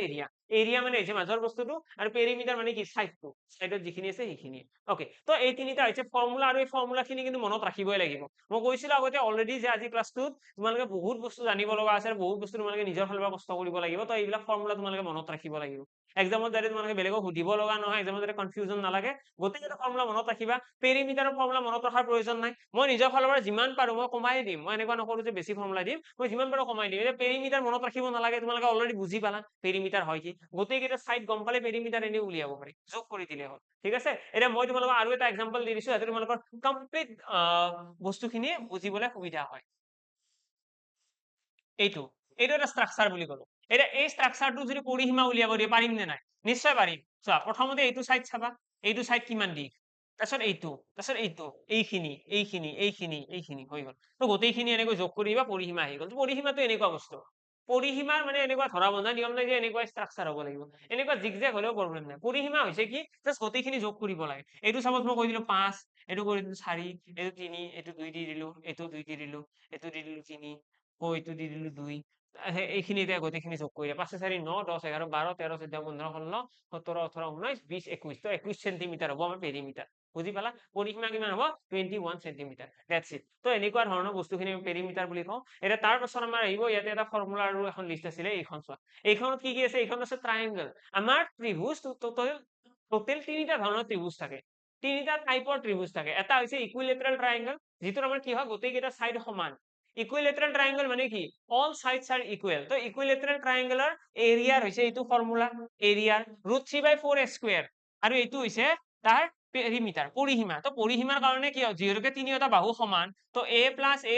a তো কি হৈ গল 3a হৈ গল আমাৰ ইয়াতে পেৰিমিটাৰ ঠিক আছে 3a তাৰ পিছত আমি যদি চাও এইটো হৈছে আমাৰ আইসোসেলাস ট্ৰায়াঙ্গল মানে কি যদি এটা ত্ৰিভুজৰ দুটা বাহু সমান থাকে সমদ্বিবাহু অসমীয়াত আমি কি বুলি কওঁ সমদ্বিবাহু দুটা বাহু সমান থাকিলে তাক আমি আইসোসেলাস ট্রায়াঙ্গল বুলি কওঁ আইসোসেলাস ট্ৰায়াঙ্গলৰ ক্ষেত্ৰত ফৰ্মুলাটো যোনটো আমাৰ এৰিয়াৰ ফৰ্মুলা আছে এইটো হৈছে হাফ √a² - b² b মানে আলটিমেটলি ইয়াতে তোমালোকে যিটো ফৰ্মুলা ইউজ কৰি আছো তাৰ এই √a² - b² এই যিখিনি আছে ন এইখিনিৰ ভ্যালুটো হৈছে তোমাৰ তাৰ হাইটৰ সমান হাইট ঠিক আছে এইটোক আমি হাইট বুলি ক'ব পাৰো হাইট কিমান হয় ইয়াতে √a² - b²/4 ঠিক আছে 4 এইটো হৈছে তাৰ হাইট বাৰু এতিয়া ইয়াৰে পাছত আমি কি ক'ব পাৰো ইয়াৰে পাছত আমাৰ আছে লাষ্ট এটা আছে এইটো কয় আমাৰ স্কেলিন ট্ৰায়াঙ্গল স্কেলিন মানে কি যদি এটা ত্ৰিভুজৰ গোটেইকেইটা সাইড বেলেগ বেলেগ এটা ত্ৰিভুজৰ যদি গোটেইকেইটা সাইড ডিফাৰেন্ট হয় তেতিয়াহ'লে এইটো কয় স্কেলিন ট্ৰায়াঙ্গল তাৰ আমি কি ক'ম তাৰ আমাৰ ফৰ্মুলাটো আহিব s * s - a s - b s - c আৰু ইয়াতে s ৰ ভ্যালুটো কি হয় হাফ অফ পেৰিমিটাৰ s ৰ ভ্যালুটো কি হ'ব হাফ অফ পেৰিমিটাৰ মানে ইয়াৰে গোটেইকেইটা বাহুক যোগ কৰি দুইৰে হৰণ s = কি লিখি আছে ইয়াতে a + b + c / 2 মই এটা ফৰ্মুলাটো ইয়াতে লিখি দিছো এইটো ফৰ্মুলাটো এনেকুৱা স্ট্ৰাকচাৰ s আহিব s - a s - b আৰু s - c ঠিক আছে আৰু ইয়াতে যোনটো s আছে s মানে কিমান s মানে হৈছে হাফ অফ পেৰিমিটাৰ মানে মই লিখি দিছো s = হ'ব a + b + c / 2 ঠিক আছে তিনিওটা যোগ কৰিব লাগিব বাহুৰ দিশ যোগ কৰি পেলাই দুইৰে হৰণ সেইটো হৈছে তাৰ s ৰ ভ্যালু আৰু এইটোক আমি কি হিৰণৰ ফৰ্মুলা বুলি কওঁ ঠিক আছে হিৰনছ ল স্কেলিন ট্ৰায়াঙ্গলৰ ক্ষেত্ৰত এটা হিৰণৰ ফৰ্মুলা থাকে সেই হিৰণৰ ফৰ্মুলাটো হৈছে এইটো এইটো অলপমান এক্সেপচন টাইপৰ ফৰ্মুলা হয় ক্লাছ 9 10 পোৱা যায় বাৰু খুব ইম্পৰ্টেন্ট হয় নেক্সট আহিছো বাৰু ইয়াৰে পাছত আমাৰ কি আহিব ইয়াৰে পাছত আমাৰ আছে কেইটামান আৰু আছে 2D স্ট্ৰাকচাৰ তো এইকেইটা হ'ব আমাৰ লাষ্ট 2D স্ট্ৰাকচাৰ য'ত এটা আছে পেৰেলেলোগ্ৰাম যিটোক আমি সামন্তৰিক বুলি কওঁ সামন্তৰিকৰ এৰিয়াৰ ফৰ্মুলা আছে b into h ৰম্বাস আছে ৰম্বাসৰ আছে half into d1 into d2 ইয়াৰে তোমালোকে এডিশনালি আৰু এটা কথা মনত ৰাখিবা ৰম্বাসৰ ক্ষেত্ৰত অকল এইটোৱে নহয় ৰম্বাসৰ ক্ষেত্ৰত আমি b into h ক ফৰ্মুলা হিচাপে ইউজ কৰিব পাৰো ৰম্বাসৰ এৰিয়াৰ ফৰ্মুলা এইটোও এটা b into h আৰু লগতে এইটোও এটা half into d1 into d2 দুটা ফৰ্মুলা ইয়াতে ইউজ হ'ব তাৰ লগতে যেটো ট্ৰেপিজিয়াম আছে ইয়াতে কি ফৰ্মুলা আহিব half into a plus b into h ইয়াতে গোটেইখিনি লিখা আছে ভালদৰে মন কৰিলে নিশ্চয় বুজি পাবা হয়নে তাৰপিছত আমাৰ কি আছে লাষ্ট আছে এইটো এটা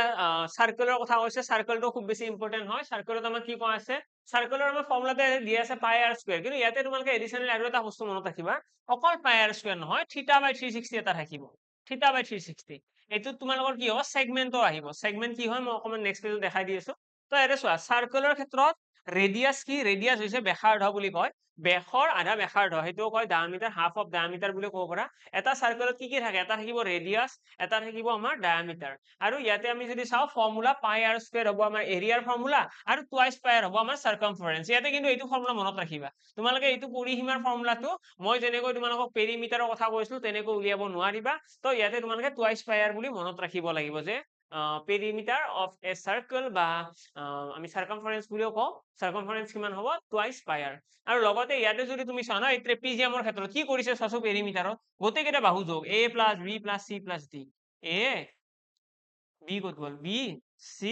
d দ্যাটস ইট গোটেই কেইটা যোগ কৰি দিছে যদি ইয়াতে তোমালোকে চোৱা যোনটো এৰিয়া আছে হাফ লিখিছে a প্লাস b লিখিছে মানে ইকুৱেল সাইড এই যে প্যাৰালেল সাইড আছে প্যাৰালেল সাইডৰ যোগফল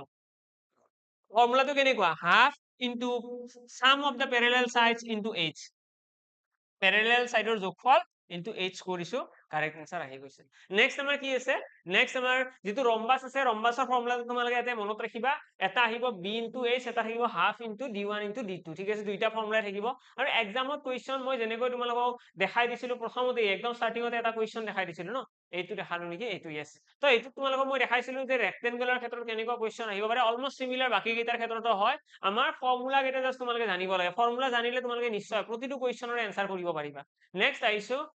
এটা দেখাই দিছো মই সাৰ্কেলৰ কি হয় সাৰ্কেলৰ সেগমেন্ট কি বস্তু হয় এটো এবাৰ চাই দিয়া মন কৰি তো আমাৰ এক্সামত এটা বস্তু কৰি লও কোনমান বস্তু আৰু লাগিব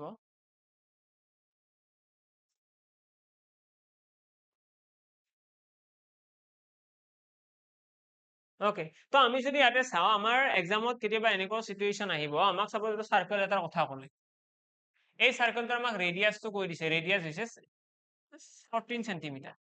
14 সেন্টিমিটাৰ ৰেডিয়াস লগতে আমাক ক'লে এইখিনি হৈছে 70 ডিগ্ৰী 60 ডিগ্ৰী কৈ দিম নেকি 60 ডিগ্ৰী কৈ দিয়া এইখিনি হৈছে 60 ডিগ্ৰী আমাক কৈছে এই 60 ডিগ্ৰী যিখিনি সেগমেন্ট আছে এইখিনি এৰিয়া উলিবা area find the area of this segment area of this segment আমাক এইটো এৰিয়া উলিয়াব দিয়ে আমাক কৈ দিলে যে এটা সাৰ্কেল আছে তাৰ ৰেডিয়াস হৈছে 14 সেন্টিমিটাৰ আমাক কৈছে find the area of this segment কি হ'ব তেতিয়া কি হ'ব কি কৰিবা তো ইয়াৰে কাৰণে আমি সেই কাৰণে যোনটো এৰিয়াৰ ফৰ্মুলা আছে না এইটো অকমান মডিফাই কৰিব লাগিব আমি ফৰ্মুলাটো এনেকৈ মনত ৰখাটো বেছি important 360 θ/360 degree into pi r square এনেকৈ মনত ৰাখিলে কি লাভ হয় চোৱা যিকোনো এটা সাৰ্কেলৰ যোনটো এৰিয়া কালিৰ যিটো ফৰ্মুলা আছে ন সেইটো এই পোৰশনটো থাকেই সদায় থাকে এৰিয়া কেতিয়াও এইখিনি নোহোৱাকৈ অকল পাই r স্কয়াৰ এৰিয়া নহয় কিন্তু যেতিয়া আমি গোটেই সাৰ্কেলটোৰ এৰিয়া উলিয়াও ন গোটেই সাৰ্কেলটোৰ এৰিয়া উলালে ইয়াৰে সেন্টাৰটো কিমান ডিগ্ৰী হয় নো ইয়াৰে যেটো সেন্টাৰ আছে এই সেন্টাৰটো 360 ডিগ্ৰী থাকে মই যদি থিটাৰ ভ্যালুটো 360 ডিগ্ৰী ৰাখি দিও তেতিয়া কি হ'ব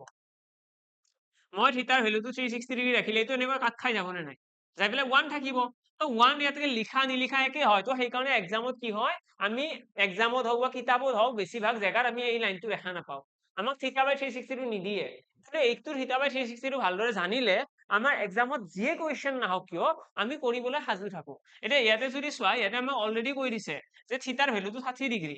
আমাক কৈছে এটা বৃত্ত এটাৰ 60 ডিগ্ৰী কোণৰ যিটো অংশ আছে সেই অংশটোৰ কালি উলিওৱা 60 ডিগ্ৰী সেগমেন্ট বুলি কৈ দিলে তো এইখিনি জায়গাৰ এৰিয়া উলিয়াবলৈ হলে আমি থিটাৰ মানটো 60 ডিগ্ৰী ৰাখিম পাইৰ ভ্যালুটো হৈছে 7/22 আৰু লগতে r স্কয়াৰ বুলি ক'লে কিমান আহিব 14 * 14 এইখিনি সলভ কৰিবলৈ গলে দেখিবা 60 ৰে এইটো কিমান বা যাব 6 বাৰ গ'ল দেন তোমালোকে হাতেৰে এইটো কাটি দিয়া 2 বাৰ 14 হৈ গ'ল 2 ৰে এইটো কাটি দিয়া 3 বাৰ আকৌতো নাযায় ন দেন 14 22 গুণ কিমান হ'ব 14 পূৰণ 22 28 8 14 গুণ 28 30 তো এটা হৈ গ'ল 308 ডিভাইডেড বাই 3 3 ৰে কাটিলে 10 3 গুণ 30 3 2 গুণ 6 2/3 তো 102 2/3 আমাৰ কাৰেক্ট এনসাৰ আহি গ'ল এৰিয়া তো এৰিয়া কিমান আহি গ'ল ইমান সেন্টিমিটাৰ স্কয়াৰ তো অৰ্থাৎ মই এইটো ফৰ্মুলা এখানে কৰি দিলো এইখিনি বস্তু যাতে তোমালোকৰ এই থিটা বাই 360 মাইনাস কনসেপ্টটো থাকে যদি এক্সামত গোটেই ট্ৰায়াঙ্গল গোটেই যদি আমাক সাৰ্কেলটো ৰেডিয়াসৰ কথা কয় তেতিয়া হলে অবিয়াসলি ইয়াতে 360 লিখিম ন থিটাৰ জায়গাত তো তেতিয়া ভ্যালুটো 1 হৈ যাব তো এক্সামত কি দিব সেইটোৰ ওপৰত মেটাৰ কৰিব তো এক্সামত কোৱেশ্চনটো ভালদৰে চালে হ'ল নিশ্চয় তোমালোকে কৰিব পাৰিবা এটা ইয়াৰে আৰু এক্সট্ৰা কিবা আছে জানো আছে মানে কেতিয়াবা কয় সেমি সাৰ্কেলৰ কথা কয় সেমি সাৰ্কেলৰ পেৰিমিটাৰ কি হ'ব এটা চোৱা আমি যদি কওঁ যে এটা সাৰ্কেল এটা আছে এই সাৰ্কেলটোৰ এৰিয়া হৈছে এই সাৰ্কেলটোৰ 100 এৰিয়া যদি 100 হয় সেমি সাৰ্কেলৰ কিমান হ'ব 50 হ'ব এইটো খুব ইজি যদি এৰিয়া গোটেই সাৰ্কেলটোৰ 100 হয় অৰ্ধবৃত্তৰ কিমান হ'ব 50 হ'ব কিন্তু যদি ইয়াৰ পৰিসীমাৰ কথা কওঁ পেৰিমিটাৰ যদি আমি পেৰিমিটাৰ বা সাৰ্কামফাৰেন্সৰ কথা কওঁ যে গোটেই পেৰিমিটাৰ আছে 60 হৈছে পেৰিমিটাৰ তেতিয়া হলে ইয়াৰ যোনটো অৰ্ধবৃত্ত হ'ব ন সেমি সাৰ্কেলৰ কিন্তু আমি 30 বুলি ক'ব নোৱাৰো এইটো বস্তু মাইণ্ডত ৰাখিবা যদি এটা সাৰ্কেলৰ এটা বৃত্ত এটাৰ যদি পেৰিমিটাৰ 60 হয় তেতিয়া হলে সেমি সাৰ্কেলৰ 30 নহয় সেমি সাৰ্কেলৰ বেলেগ আহিব কি বেলেগ আহিব সো মই অলৰেডি কোৱাৰ নিচিনা কয় পেৰিমিটাৰ কোন বেলেগ বস্তু পেৰিমিটাৰটো কেনেকুৱা বা সাৰ্কামফাৰেন্স কি হয় তাৰ যেটো সাইডৰ লাইন থাকে গোটেইখিনিৰ যোগফল হয় নে এটা ইয়াতে যোনটো পেৰিমিটাৰ আছে পেৰিমিটাৰটো কেনেকুৱানো এইটো হৈছে ইয়াৰ সাইডত যিমান আছে এই সাইডৰ গোটেইটো হয় গোটেইটো এটা ইয়াৰে আধা কৰি দিলে কোনখিনি আহিব এইখিনিৰ পৰা এইখিনিলৈকে এইখিনি হৈছে আধা মানে এই পোৰচনটো হৈছে 30 বুজি পালা 30 হৈছে এই পোৰচনটো কিন্তু ইয়াতে আৰু এটা এডিশনালি এইখিনি আহিল নে নাই এইখিনি কি হয় এইখিনি হৈছে ডায়ামিটাৰ ব্যাস ডায়ামিটাৰ হয় নে নাই আমি ইয়াতে ব্যাসাৰ্ধ বুলি ক'ব পাৰো এইখিনি হৈছে ৰেডিয়াস এইখিনি ৰেডিয়াস মানে টুৱাইস r বা আমি কি ক'ব পাৰো d বুলি ক'ব পাৰো টুৱাইস r বা d ওকে তো আমাৰ ফৰ্মুলাটো এনেকুৱা হ'ব আমাৰ এটা সাৰ্কেলৰ যেটো পেৰিমিটাৰ আছে সেইটো হৈছে টুৱাইস পাই r সাৰ্কেলৰ পেৰিমিটাৰ এইটো সেমি সাৰ্কেলৰ পেৰিমিটাৰ হ'ব পাই r মানে ইয়াৰে আধা টুৱাইস পাই r ৰ আধা কিমান হ'ব দুটা পাই r আছে এটা পাই r আহিব মানে এই যিখিনি সাৰ্কুলাৰ আছে এইখিনি কম পাই r আৰু লগতে এইটো কিমান এইটো হৈছে টুৱাইস r বা d বুলি ক'ব পাৰা তো তোমালোকে পাই r প্লাস d বুলিও ক'ব পাৰা ফৰ্মুলাটো নহলে তোমালোকে এনেকৈ ক'ব পাৰা যে পাই r প্লাস টুৱাইস r একো প্ৰবলেম নাই জাস্ট ক'লে হ'ল তো এই দুইটা ধৰণৰে ফৰ্মুলা আমাৰ একসেপ্টেবল এইটোও কাৰেক্ট আৰু লগতে এইটোও কাৰেক্ট ডান আশা কৰো ক্লিয়াৰ সকলে গম পালা যে পাই r প্লাস d এটা আছে পাই r প্লাস টুৱাইস r এটা আছে এই দুটাই হৈ গ'ল আমাৰ ফাইনেল এনসাৰ এইটো হ'ব আমাৰ সেমি সাৰ্কুলাৰ ক্ষেত্ৰত যেহেতু আমাৰ এডিশনালি এটা লাইন আহিব সেই লাইনটো আমি ইয়াতে যোগ কৰিব লাগিব ওকে মনত থাকিব ইয়েস ডান তো ইয়াৰে পাছত নেক্সট আমাৰ কি আহিব বাকি ইয়াতে কিন্তু আৰু এটা কথা মই কৈ থওঁ যে সেমি আমাৰ পেৰিমিটাৰৰ ক্ষেত্ৰতো আমাৰ ফৰ্মুলাটোৰ লগত ইয়াতে থিটা বাই 360 থাকিবই থিটা বাই 360 ইয়াতেও থাকিব যদি কোনোবাই তোমালোকক কুৱেশ্যন কৰি দিয়ে যে এটা বৃত্ত এটাৰ 60 ডিগ্ৰী এংগেলৰ যিখিনি আছে জেগা এইখিনি জেগাৰ পেৰিমিটাৰ উলিওৱা এইখিনি জেগাৰ এই সেগমেন্টটোৰ তোমালোকে সাৰ্কামফাৰেন্স ক'ব লাগে তেতিয়াহ'লে কি কৰিবা তোমালোকে এইটো টুৱাইস পাই r উলাই পেলাই থিটা বাই 360 লগ কৰি দিবা ঠিক আছে মানে আলটিমেটলি এইটো এনেকুৱা হ'ব 1/6 2 পাই r হাতেৰে 14 দুবাৰ গ'ল 2 6 তিনিবাৰ 22 2 গুণ 44 44/3 তো 44/3 আমাৰ কাৰেক্ট আনসাৰ আহিব বুজি পালা 44/3 কাৰেক্ট আনসাৰ আহিব যদি আমি ইয়াতে যদি এই 60 ডিগ্ৰী এংগেলৰ আগৰ এইখিনি জেগাৰ যদি আমি পেৰিমিটাৰ উলিয়াব বিচাৰো ঠিক আছে আমি কি কৰিছো ইয়াতে থিটা বাই 360 বহাইছো এই থিটা বাই 360 সলভ কৰিলে কি হ'ব 60 ডিগ্ৰী বাই 360 ডিগ্ৰী এইখিনি সলভ কৰিলে দেখিবা 1/6 আহিব তো এখানে ডাইৰেক্টলি মই 1/6 লিখিছো ইয়াতে 1/6 ইনটু টুৱাইস পাই r 2 পাই r টুৱাইস পাই r হল ডান এইখিনিলৈকে ক্লিয়াৰ আমাৰ গোটেইখিনি বুজি পাই গলো এতিয়া এৰিয়াৰ লগত জড়িত আৰু কি কুৱেশ্যন হ'ব পাৰে এৰিয়াৰ লগত জড়িত সকলোতকৈ ইম্পৰ্টেন্ট কুৱেশ্যনৰ ভিতৰত আমাৰ এটা আহিব খৰচা কষ্টৰ কুৱেশ্যন আহিব পাৰে এটা আৰু কোৱান্টিটি নাম্বাৰ অফ টাইল বুলি কৈছিলো নাম্বাৰ অফ টাইলছৰ কুৱেশ্যন আহিব পাৰে ইয়াৰে কুৱেশ্যন আমাৰ এক্সামত আহিব ঠিক আছে আমি কেনেকৈ সলভ কৰিম এতিয়া আমাক ক'ব এখন ফ্লোৰ এখন আছে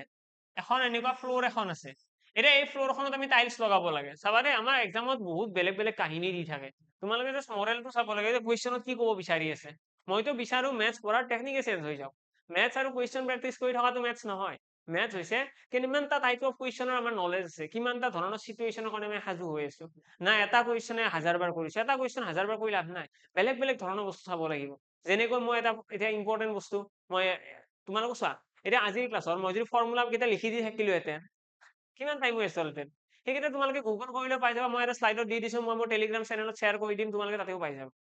সকলোতে পায় তো মই কি ক'ব লাগে যিখিনি এডি চেনেল যিখিনি বস্তু ধৰিলে ডাইৰেক্টলি নাপায়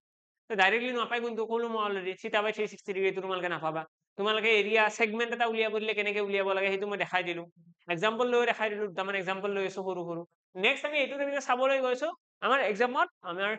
টাইলছৰ কেনেকুৱা কুৱেশ্যন আহে কষ্টৰ কেনেকুৱা কুৱেশ্যন আহে সেইটো কথা তো আমাক কি ক'ব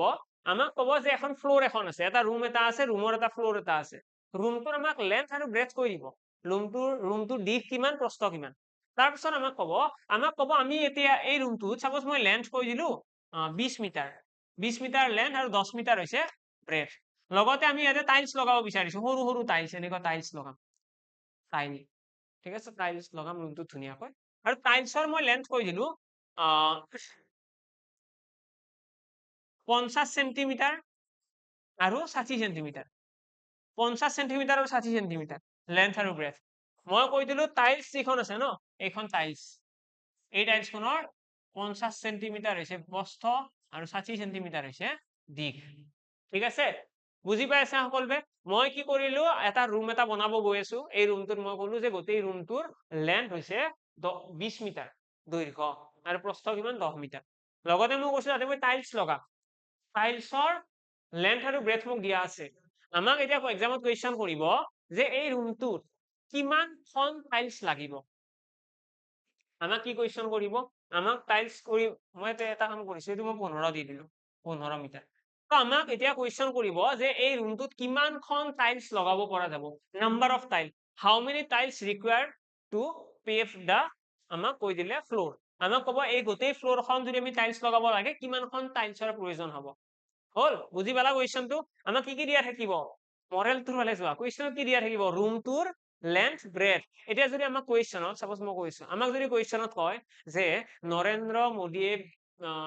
কথা এটা কৈছো নৰেন্দ্ৰ মোদীয়ে ইলেকশ্যনত জয়লাভ কৰিলে গোটেই ভাৰতৰ মানুহে মোদীক ভোট দিলে সেইকাৰণে জয় হল আৰু মোদীয়ে নতুন এটা যোজনা লৈ আনিলে নতুন এটা যোজনা লৈ আনিলে আৰু সেই যোজনা মতে কি হয় গোটেই ভাৰতৰ আমাৰ মধ্যবিত্ত বা দুখীয়া মানুহখিনিক ঘৰ দিলে আৰু সেই ঘৰৰ দিশ আৰু প্ৰস্থ হৈছে 20 মিটাৰ আৰু 15 মিটাৰ ঘৰৰ দিশ আৰু প্ৰস্থ হৈছে 20 মিটাৰ আৰু 15 মিটাৰ সেই ঘৰটোত যদি মানুহজনে নিজাববীয়াকৈ টাইলছ লগাব বিচাৰে 50 সেন্টিমিটাৰ আৰু 60 সেন্টিমিটাৰ দৈৰ্ঘ্যৰ তেতিয়াহ'লে কিমানখন টাইলছৰ প্ৰয়োজন হ'ব এই গোটেই কথাখিনিতো শুনিলা এতিয়া ইয়াতে এই নৰেন্দ্ৰ মোদীৰ কিবা কাম আছিল জানো ইয়াতে মানুহ এজনক যে যোজনা পাতিছে ঘৰ দিছে কাম আছে জানো নাই এক্সামত কুৱেশ্যনো তেনেকুৱা তাতো কিবা উল্টা পুল্টা কথা বকি থাকে এনেই কুৱেশ্যনটো ক'বাৰ কিবা কথা সোমাই দিয়ে তো আমি এইবিলাক ইগনোৰ কৰিব লাগে আমি চব কথাত গুৰুত্ব দিব লগা নাই আমি কুৱেশ্যনো ক'ব কি বিচাৰিছে এবষ্ট্ৰাক্ট কৰিব লাগে ইম্পৰ্টেণ্ট কথাখিনি এতিয়া এইটোত যদি চাওঁ খুব ইম্পৰ্টেণ্ট কথাখিনি মই ক'লো অকল মই কৈছো এটা ৰুম এটা আছে তাতে এটা ফ্লোৰ আছে ফ্লোৰটোত আমাক সাইজ কৈ দিছে আমাক টাইলছৰ সাইজ কৈ দিছে আমাক ইয়াৰে পৰা কুৱেশ্যন কৰিব দিব যে নাম্বাৰ অফ টাইলছ কি আছে এতিয়া এইটো কুৱেশ্যন হয়তো এক্সামত 4 লাইনৰ বনাব 5 লাইনৰ বনাব 10 লাইনৰ বনাব সেইটো এক্সামত যি বনাই আমাৰ লগত কি আছে আমি কুৱেশ্যনটো পঢ়িম বুজি ল'ম সলভ কৰিম দ্যাটছ ইট তো এতিয়া যদি ইয়াতে চাওঁ যে নাম্বাৰ অফ টাইলছ কি হ'ব নাম্বাৰ অফ টাইলছৰ কাৰণে কি কৰিবা আমি সদায় যেতিয়া টাইলছ লগাও আমি সীমাত লগাও নেকি টাইলছ সীমাত লগাও নলগাও মই অকণমান আগত সেইটোৱে কৈছিলো যে এৰিয়া কি হয় কালি মানে হৈছে সাৰফেসটো এতিয়া এই বোৰ্ডখনৰ এই যিখন সাৰফেস আছে এইখিনি কয় এৰিয়া বুলি তো আমাৰ ফ্লোৰখনৰ এৰিয়া কোনটো হ'ব সাৰফেসখন সেই গোটেই সাৰফেসখনটো এৰিয়া বুলি কয় ন তো আমি যদি গোটেই সাৰফেসখনত টাইলছ লগাব লাগে মানে এই গোটেইখিনি এইবিলাক ফুল কৰিব লাগিব মানে এৰিয়াটো জানিব লাগিব এৰিয়া কিমান হ'ব তো গোটেই ফ্লোৰখনৰ এৰিয়া হ'ব 20 পূৰণ 15 এৰিয়া আহিব 20 পূৰণ 15 কিমান 15 দুগুণ 30 300 মিটাৰ 300 মিটাৰ স্কয়াৰ হৈছে গোটেই ফ্লোৰখনৰ এৰিয়া হল গোটেই ফ্লোৰখনৰ এৰিয়া হৈছে 300 মিটাৰ স্কয়াৰ আৰু এখন টাইলছে কিমান এৰিয়া আগুৰেনো এখন টাইলছে 50 সেন্টিমিটাৰ আৰু 60 সেন্টিমিটাৰ কিমান হ'ব 6 5 গুণ 30 3000 সেন্টিমিটাৰ স্কয়াৰ চোৱা এইটো হৈছে 3000 সেন্টিমিটাৰ স্কয়াৰ আমিতো সেন্টিমিটাৰত এনসাৰ নিব নোৱাৰো কাৰণ এইটো আছে মিটাৰত তো তো আমি এইটো প্ৰথমতে মিটাৰলৈকে কনভাৰ্ট কৰিব লাগিব মিটাৰলৈকে কনভাৰ্ট কৰিলে কি হ'ব চোৱা 50 সেন্টিমিটাৰ মানে কি 50 সেন্টিমিটাৰ মানে তোমালোকে ক'ব পাৰা 50/100 মিটাৰ হ'ব এইটো হৈছে মিটাৰ 100ৰে হৰণ কৰি দিয়া 100 সেন্টিমিটাৰে হৰণ 60 সেন্টিমিটাৰ মানে কি 60/100 মিটাৰ এতিয়া ইহঁত দুটাৰ এৰিয়া উলিয়ালে কি হ'ব এটা আহিব 50/100 এটা আহিব 50/100 আৰু এটা কিমান আহিব 60/100 ইয়াতে তোমালোকে ডাবল জিৰ' কাট কৰি দিয়া ইয়াতে কিমান থাকি গ'ল 6 5 গুণ 30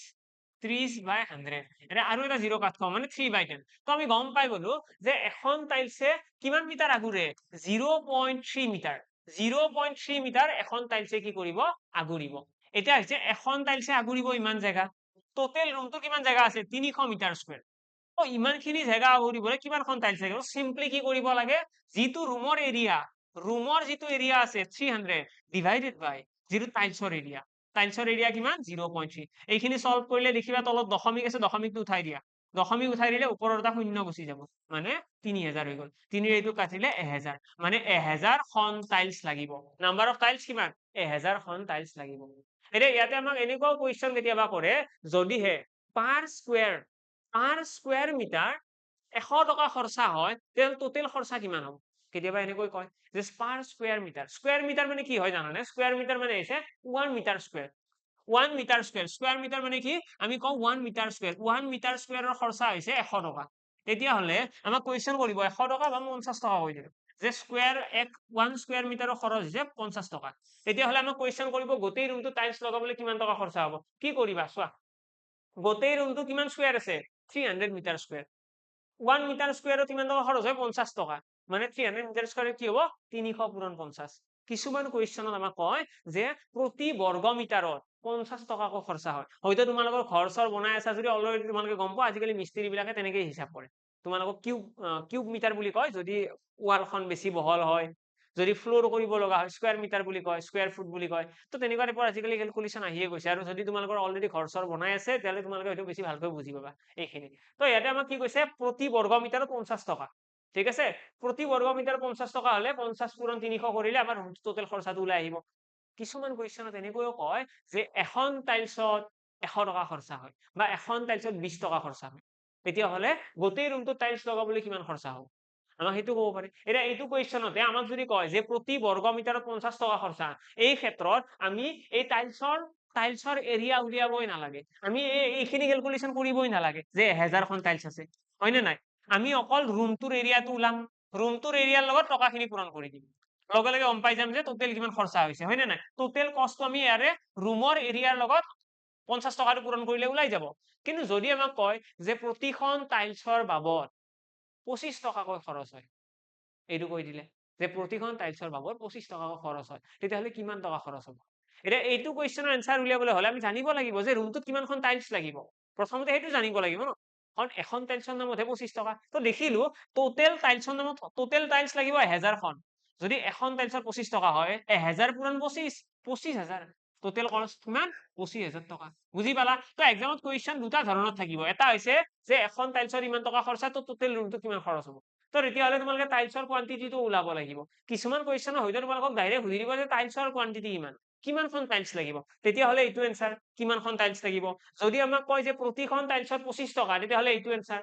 টোটেল ইমান খৰচা যদি আমাক কয় প্ৰতি বৰ্গ মিটাৰত 50 টকা হয় তেতিয়াহ'লে কিমান হ'ব 15 5 3 গুণ 15000 তো 15000 টকা যদি আমাক কয় যে প্ৰতি বৰ্গ মিটাৰত 50 টকা খৰচা তেতিয়াহ'লে আমি ডাইৰেক্ট লিখম 15000 টকা খৰচা আমি তেতিয়া ইয়াৰে এই সাইডৰ এইবিলাক কেলকুলেশ্যন কৰিবই নালাগে আমি জাষ্ট ৰুমটোৰ এৰিয়া ওলাব লাগে আৰু এইটো পূৰণ মানে এই দুটা ষ্টেপতে খতম যদি আমাক প্ৰতি বৰ্গ মিটাৰত ইমান টকা খৰচ হয় বুলি কৈ দিয়ে ওকে এই খৰচৰ কুৱেশ্যন কিন্তু এক্সামত আহিব একদম কেয়াৰফুল থাকিবা ৰেডি থাকিবা যাতে খৰচৰ কুৱেশ্যন আমি চকু মুজি পেলাই কৰিব পাৰো বাৰু নেক্সট আহিছো ইয়াৰে পাছত কি আহিব ইয়াৰে পাছত আমাৰ আছে 3D ষ্ট্ৰাকচাৰ 3D মানে কি 3D মানে যিকেইটা ষ্ট্ৰাকচাৰৰ ভিতৰত বস্তু ৰাখিব পাৰি যেনেকৈ আমি এই ৰুমটোৰ কথা ক'ব পাৰো তোমালোকে যিটো ৰুমৰ পৰা বহি পেলাই ক্লাছ চাই আছা সেইটো ৰুমৰ কথা ক'ব পাৰো বাকি যিকেইটা আমি বাকচৰ কথা এক্সাম্পল ক'ব পাৰো তেনেকুৱা ষ্ট্ৰাকচাৰ বিলাকক আমি কি বুলি কওঁ 3D য'ত আমাৰ তিনিটা বস্তু থাকে লেন্থ ব্ৰেথ আৰু হাইট আমি এতিয়ালৈকে যিমানখিনি কথা আলোচনা কৰিছো তাত আমি ট্ৰায়াংগল পঢ়িছিলো কোৱাড্ৰিলেটাৰেল পঢ়িছিলো তাত আমি কেতিয়াও হাইটৰ কথা আলোচনা কৰা নাই তাৰ হাইট নাথাকে আমি যদি এটা বৰ্গৰ কথা কওঁ এটা আয়তৰ কথা কওঁ এটা ৰম্বাসৰ কথা কওঁ এটা সামন্তৰিকৰ কথা কওঁ তাত আমি কেতিয়াও হাইট দেখা নাপাওঁ কিন্তু এতিয়া আমি যিটো দেখা পাই আছো এইটো আমাৰ হাইট আহিব ঠিক আছে নতুনকৈ এটা বস্তু আহিব হাইট কিন্তু ইয়াতেও যদি এক্সামত কি কুৱেশ্যন আহে এক্সামৰ কুৱেশ্যন আমি নিশ্চয় আলোচনা কৰিম বৰ্তমানৰ কাৰণে তোমালোকে কিছুমান ফৰ্মুলা ইয়াতে মনত ৰাখিব লাগিব প্ৰথম ৰূটো হৈছে ভলিউম ভলিউম মানে কি সকলোৱে জানা আয়তন আৰু সেইটো কথা মই অকনমান আগতে কৈ আছিলো যে এটা নিৰ্দিষ্ট বাকচ এটাৰ হওক বা এটা বাল্টি এটাত যিমানখিনি বস্তু জুৰিব কেপাচিটি টোটেল যিমানখিনি বস্তু আমি ভৰাব পাৰিম ভিতৰত সেইটোকে আমি কি বুলি কওঁ ভলিউম বুলি কওঁ আমি যদি চোৱা এটা খুব চিম্পল এটা এক্সাম্পল দি আছো এইটো এক্সাম্পল মাইণ্ডত ৰাখিবা সদায় তোমালোকে এৰিয়া আৰু ভলিউমৰ মাজত ডিফাৰেন্সটো সদায় মাইণ্ডত থাকিব এটা ৰুম এটাত যদি মই কিবা বস্তু ভৰাই থওঁ ন কিমান বস্তু জুৰিব সেই ৰুমটোত সেইটো ডিটাৰমাইন কৰিব ভলিউমে ভলিউমে আমাক জনাব যে ৰুমটোত কিমানখিনি বস্তু জুৰিব আৰু যদি মই ৰুম এটাত কালাৰ কৰিব বিচাৰো ৰং কৰিব বিচাৰো ৰং কৰিলে কিহত ৰং কৰিম অকল ৱালত ন সেইটোক আমি কওঁ সাৰফেস এৰিয়া বুলি সাৰফেস মানে কি সেইটোৱে ন আমি চাৰিওফালে যিটো এৰিয়া লাগি আছে সেইটো সাৰফেস এৰিয়া তো ইয়াতে আমি কি কি লিখিছা এটা আছে ভলিউম মানে ভিতৰত কিমান জুৰিব এটা আছে কাৰ্ভ সাৰফেস এৰিয়া কাৰ্ভ মানে কিনো কাৰ্ভ মানে কি কাৰ্ভ মানে হৈছে বেকা বেকা এতিয়া আমি যদি কওঁ এই ৰুমটোৰ কথা বা তোমালোকে যোনটো ৰুমত বহি আছা সেইটো ৰুমৰ ফালে চোৱা ইয়াতে আমি দেখা পাম এখন আছে ফ্লোৰ একদম তল পিনে এখন আছে ওপৰৰ পিনে চাৰ্ট আৰু তাৰ চাৰিওফালে কি আছে চাৰিখন ফ্লোৰ চাৰিখন আমাৰ সাৰফেস আছে সন্মুখত এখন আছে এইটো চাইডৰ ৰাইট চাইড লেফট চাইড আৰু পিছ চাইডত তো এই চাৰিওটা সাৰফেস অলপ বেকা হয় নে নাই এইটো বেকা সাৰফেস বাকী ওপৰৰ দুটা পুৰা স্মুথ এতিয়া তোমালোকে ভাবিছে কি বেকা এইখনো স্মুথ সেইটো কাৰণে কোৱা নাই মানে চাইডৰ ফালে এনেকুৱা বেকা ন চাইডৰ ফালে এনেকৈ বেণ্ড হৈ আহিছে বাকী এই দুটা আমাৰ কাৰণে আমাৰ ৰেসপেক্টত কি প্লেন এৰিয়া তো সেইকাৰণে আমি কি কওঁ এই বেকাটোক আমি কম কাৰ্ভ সাৰফেস এৰিয়া বুলি ঠিক আছে এইটো আমি এই 3D ষ্ট্ৰাকচাৰৰ ক্ষেত্ৰত কওঁ আৰু লগতে টোটেল সাৰফেস এৰিয়া বুলি ক'লে কি হ'ব এই ওপৰৰ ফ্লোৰখন ওপৰৰ যিখন চাৰ্ট আছে আৰু তলৰ গ্ৰাউণ্ড ফ্লোৰ যিটো আমাৰ ফ্লোৰ আছে সেই দুটা আমি এড কৰিলে সেইটো কয় টোটেল সাৰফেস এৰিয়া ঠিক আছে টোটেল সাৰফেস এৰিয়াৰ আমাৰ ইয়াতে ফৰ্মুলা বিলাক লিখা আছে কাৰ্ভ সাৰফেস এৰিয়াৰো লিখা আছে ভলিউমৰো লিখা আছে মই ইয়াতে বেছি টাইম ৱেষ্ট নকৰো তোমালোকে ফৰ্মুলা বিলাক পাই যাবা যদি কোনোবাই মোৰ টেলিগ্ৰাম চেনেলটো গম নোপোৱা মেথছ বাই নিৰ্মল ছাৰ চাৰ্চ কৰিবা তাত মই এইটো আজি PDF টো সেন্ড কৰি দিম তাত তোমালোকে এই গোটেইবিলাক লিখি ল'ব পাৰিবা আৰু যদি তোমালোকে গুগল কৰা তাৰ পৰা তোমালোকে পাই যাবা হয়তো অকমান টাইম লাগিব মই সকলোকে ৰিকুৱেষ্ট কৰো এটাই তোমালোকে এই 2D ষ্ট্ৰাকচাৰ 3D ষ্ট্ৰাকচাৰৰ গোটেইখিনি ফৰ্মুলা মনত ৰাখিবা আদাৰৱাইজ তোমালোকৰ এক্সামত যদি কুৱেশ্যন আহে ন কৰিব নোৱাৰিবা ইয়াতে অকল কনচেপ্ট খিনি ৰাখি লাভ নাই প্ৰথম ৰিকুৱাৰমেণ্ট ফৰ্মুলা ফৰ্মুলা জানিলেহে তোমালোকে মাথা মাৰিব পাৰিবা যে কুৱেশ্যনটো কেনেকে সলভ কৰো ফৰ্মুলা নাজানিলে মাথা মাৰি থাকি লাভ নাই এইটো ফৰ্মুলাটো ক'ৰ পৰা আহিব টিচাৰটো কৈ নিদিয়ে তো সেইকাৰণে ফৰ্মুলা কেইটাৰ অলপ বেছি ভালকৈ গুৰুত্ব দিবা বহুত বেছি নাই বাৰু ইয়াতে আমি 3D ষ্ট্ৰাকচাৰৰ এই তিনিটা খুব ইম্পৰ্টেণ্ট তাৰ লগতে আমি যদি আৰু ইম্পৰ্টেণ্ট কওঁ নেক্সট পেজত আছে নে আৰু এইকেইটা ইম্পৰ্টেণ্ট এই তিনিটা বেলেগ নাই এটা আছে হেমিস্ফিয়াৰ এটা আছে চিলিণ্ডাৰ এটা আছে কোন ঠিক আছে আৰু ইয়াতে আমি পাইছিলো কিউব কিউবইড আৰু স্ফিয়াৰ স্ফিয়াৰ মানে কি হয় গোলক গোলকৰ আমি যদি আয়তনৰ কথা কওঁ 4/3 পাই আৰ কিউব আহে বাকী এইটো total surface curve surface area আৰু টোটেল সাৰফেস এৰিয়া দুইটাৰ সমান এইটো চোৱা কিয় সমান মই কৈ আছো আমি যদি এটা বাকচৰ কথা কওঁ এটা যদি মই ইটাৰ কথা কওঁ ব্ৰিক এটাৰ কথা কওঁ এটা ৰুমৰ কথা কওঁ তাত আমি যদি বেণ্ড সাৰফেস এৰিয়া বুলি কওঁ বা কিউব এটাৰ কথা কওঁ কিউব সকলোৱে জানা কালাৰ যে মিলাব লাগে ৰুবিক্স কিউব সেই ৰুবিক্স কিউব আমি যেতিয়া এনেকৈ ধৰো হাতেৰে আমি চাইডত চাৰিখন ফেচ পাওঁ ন বেকা বাকী ওপৰত এটা প্লেন এৰিয়া থাকে তলফালে প্লেন এৰিয়া থাকে তো ওপৰৰ এৰিয়াটো আৰু তলৰ এৰিয়াটোক আমি কি বুলি কওঁ টোটেল সাৰফেস এৰিয়াত ইনক্লুড কৰো টোটেল সাৰফেস এৰিয়া আৰু বাকী বেকা কেইখনক আমি কওঁ কাৰ্ভ সাৰফেস এৰিয়া হল কিন্তু যদি মই এটা গোলকৰ কথা কওঁ এটা যদি মই ফুটবলৰ কথা কওঁ তোমালোকে কোৱাচোন ফুটবলৰ কিবা চিধা পিঠি থাকে নেকি নাথাকে ন ক্ৰিকেট বল এটাৰ আমি যদি এনেকৈ টাচ কৰো গোটেইখিনি বেকা বেকা ফিল হয় গোটেইবিলাক এটা কাৰ্ভ মানে তো সেইকাৰণে আমি ইয়াতে টোটেল সাৰফেস এৰিয়া আৰু কাৰ্ভ সাৰফেস এৰিয়া দুইটা সেম দেখা পাওঁ 4 পাই আৰ স্কয়াৰ আছে 4 পাই আৰ স্কয়াৰে কাৰ্ভ সাৰফেস এৰিয়াও বুজাইছে 4 পাই আৰ স্কয়াৰে টোটেল সাৰফেস এৰিয়াও বুজাইছে মানে দুইটাই সেমে হয় ওকে নেক্সট আহিছো এতিয়া আমাৰ কুৱেশ্যনৰ ফালে কেনেকুৱা ধৰণৰ কুৱেশ্যন আহিব সকলোতকৈ বেছি ইম্পৰ্টেণ্ট কুৱেশ্যন এক্সামৰ পইণ্ট অফ ভিউৰে আমাক ক'ব পাৰে যে এখন ট্ৰাক এখন আছে ঠিক আছে মই ট্ৰাকৰ এক্সাম্পলটো দি আছো তোমালোকে ইয়াৰ লগত ৰিলেট কৰিব পৰা যি যি এক্সাম্পল আছে গোটেইখিনি মাইণ্ডত কিন্তু আনি ল'বা দেই এনেকুৱা নহয় যে আমি 10টা এক্সাম্পল আলোচনা কৰিম আমি এক্সাম্পল এটাই আলোচনা কৰিম কিন্তু সেই এক্সাম্পলটো আমি ধুনীয়াকৈ আলোচনা কৰিব লাগিব যাতে এক্সামত আহিলে আমি সলভ কৰিব পাৰো ওকে এইখন এখন ট্ৰাক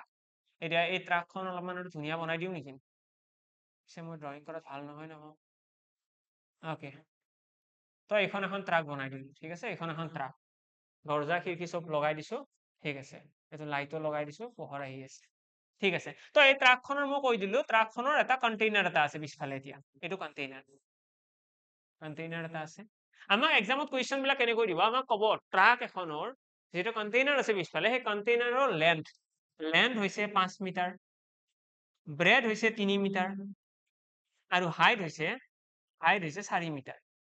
ঠিক আছে আমাক কৈ দিলে যে এটা এখন ট্ৰাক এখন আছে সেই ট্ৰাকখনৰ যেটো পিছফালে কন্টেইনাৰ আছে বা তোমালোকক এতিয়া চোৱা মই ট্ৰাক কৈছো এক্সামত ধৰিলা ৰেলৰ কথা কৈ দিলে ৰেলৰ এটা দবাৰ কথা কৈ দিলে তোমালোকে ডাইৰেক্ট আহিবা আৰু কমেন্ট বক্সত কবা যে আপুনি পঢ়াৰ দৰে কমন নপৰিলে এতিয়া মই কি কম উপায় নাই আৰু এতিয়া মইতো এক্স্যাক্টলি ৰেল কমন দিব নোৱাৰো মইতো এক্স্যাক্টলি তোমালোকক ৰুমটো কমন দিব নোৱাৰো মানে ইয়াতে যিখন মই ট্ৰাকৰ কথা কৈছো এইটো তোমালোকে ৰুম বুলিও ভাবি লোৱা যে ৰুমৰ ক্ষেত্ৰত দিলেও সেই একেটা কনসেপ্টে হ'ব কনসেপ্টৰ ডিফাৰেন্স নাহে এখন ৰেল ক'ব পাৰে যিকোনো ক'ব পাৰে এটা বাকচ ক'ব পাৰে একো প্ৰব্লেম নাই যিয়ে নকওঁ কনসেপ্টটো সিমিলাৰ থাকিব আমাক লেন্থ ব্ৰেথ আৰু হাইট দিয়া আছে আমাক ক'ব যে এই ইন্ডিভিজুৱেল এইটো কন্টেইনাৰটো বা এটা ৰুম এটাৰ কথা ক'ব পাৰে বা এটা বাকচ এটা এই বাকচ এটাত আমি যদি সৰু সৰু কাৰ্টন ৰাখিব বিচাৰো সৰু সৰু কাৰ্টন মানে কি সাপোজ আমি কৈছো মেগী ধুনীয়াকৈ পেকিং কৰি তোমালোকে ফেক্টৰীত দেখিছা চাগে না ভিডিঅ'ছ আজিকালি আহি থাকে আৰু ইউটিউবত চাব আজিকালি সব বস্তু চাব পাৰি বস্তুবিলাক পেকিং কৰি পেলাই কি ধুনীয়াকৈ ওখ ওখ কৰি থৈ দিয়ে ন আৰু তাৰে পৰা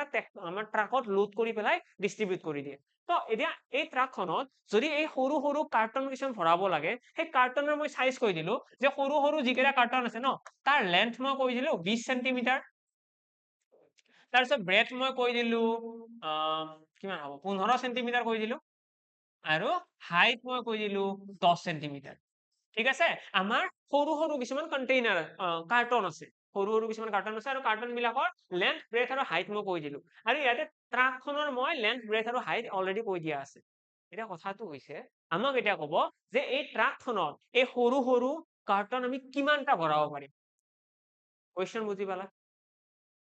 ভিডিঅ'টো কি কৰিবা অলপমান প্লেবেক আগৰ পৰা আৰু প্লে কৰি দিয়া যদি বুজি পোৱা নাই নিশ্চয় বুজি পালা বুলি আশা কৰিছো আমি কি কৰিব লাগে এতিয়া কন্টেইনাৰটোত কিমানটা তেনেকুৱা সৰু সৰু বক্স জুৰিব বা আমাক ক'ব পাৰে যে মই ক'লো ন ট্ৰেইনৰ ডবা এটা কিমানটা জুৰিব এটা ৰুম এটা কিমানটা জুৰিব তেনেকুৱা ধৰণৰ কুৱেশ্যন হ'ব পাৰে তো আমি কি কৰিব লাগে প্ৰথমতে যিকেইটা কাৰ্টন আছে কাৰ্টন কেইটাৰ ভলিউম উলিয়াব লাগে আয়তন মই আগতেও কৈছিলো যে ভলিউম মানে কি এটা বস্তু এটাই গোটেই জেগাখিনি কিমান আগুৰিছে এইটো ভলিউম বুলি কয় তো ইয়াতে আমি ভলিউম উলিয়াবৰ কাৰণে কি কৰিম এইটো যেহেতুকে আমাৰ কাৰ্টনটো কি কৈছে কাৰ্টনটো হৈছে কিউবইড আকৃতিৰ তো length into breath into height হ'ব তো ভলিউমৰ কাৰণে 20 পূৰণ 15 পূৰণ 10 এইটো হৈ গ'ল আমাৰ ভলিউম কাৰ্টনৰ যদি আমি ট্ৰাকখনৰ ভলিউম কম ট্ৰাকখনৰ ভলিউম কিমান হ'ব length into breath into height আৰু ইয়াতে গোটেইকেইটা মিটাৰত আছে তো তোমালোকে মিটাৰৰ পৰা এটা চেণ্টিমিটাৰলৈকে কনভাৰ্ট কৰি দিয়া যাতে কেলকুলেশ্যনত আমাৰ একো প্ৰব্লেম নহয় 500 চেণ্টিমিটাৰ 300 চেণ্টিমিটাৰ আৰু 400 চেণ্টিমিটাৰ ঠিক আছে চেণ্টিমিটাৰলৈকে কনভাৰ্ট হৈ গ'ল এতিয়া আমি যদি চাওঁ ট্ৰাকখনৰ ভলিউম কিমান আহিব 500 300 আৰু 400 এইটো হৈছে ট্ৰাকখনৰ ভলিউম এতিয়া এই ট্ৰাকখনৰ ভলিউমক আমি কি কৰিব লাগে কাৰ্টনৰ ভলিউমেদি হৰণ কৰিব লাগে আৰু হৰণ কৰাৰ লগে লগে আমি পাই যাম কি পাই যাম হৰণ কৰাৰ লগে লগে আমি পাই যাম ট্ৰাকখনত কিমানটা সেই সৰু সৰু কাৰ্টন জুৰিব 0 0 কাট কৰি দিয়া ইয়াতে 0 কাট হ'ল ইয়াতে এটা 0 কাট হ'ল 15 ৰে এইটো কাটিলে কিমান যাব 15 2 গুণ 30 20 আহি গ'ল 2 ৰে এইটো কাটি দিয়া 10 বাৰ গুচি গ'ল ফাইনেলি আমাৰ এনসাৰ কিমান আহিব 10 5 গুণ 50 বাৰু এইটো 4000 হলে 5 4 গুণ 20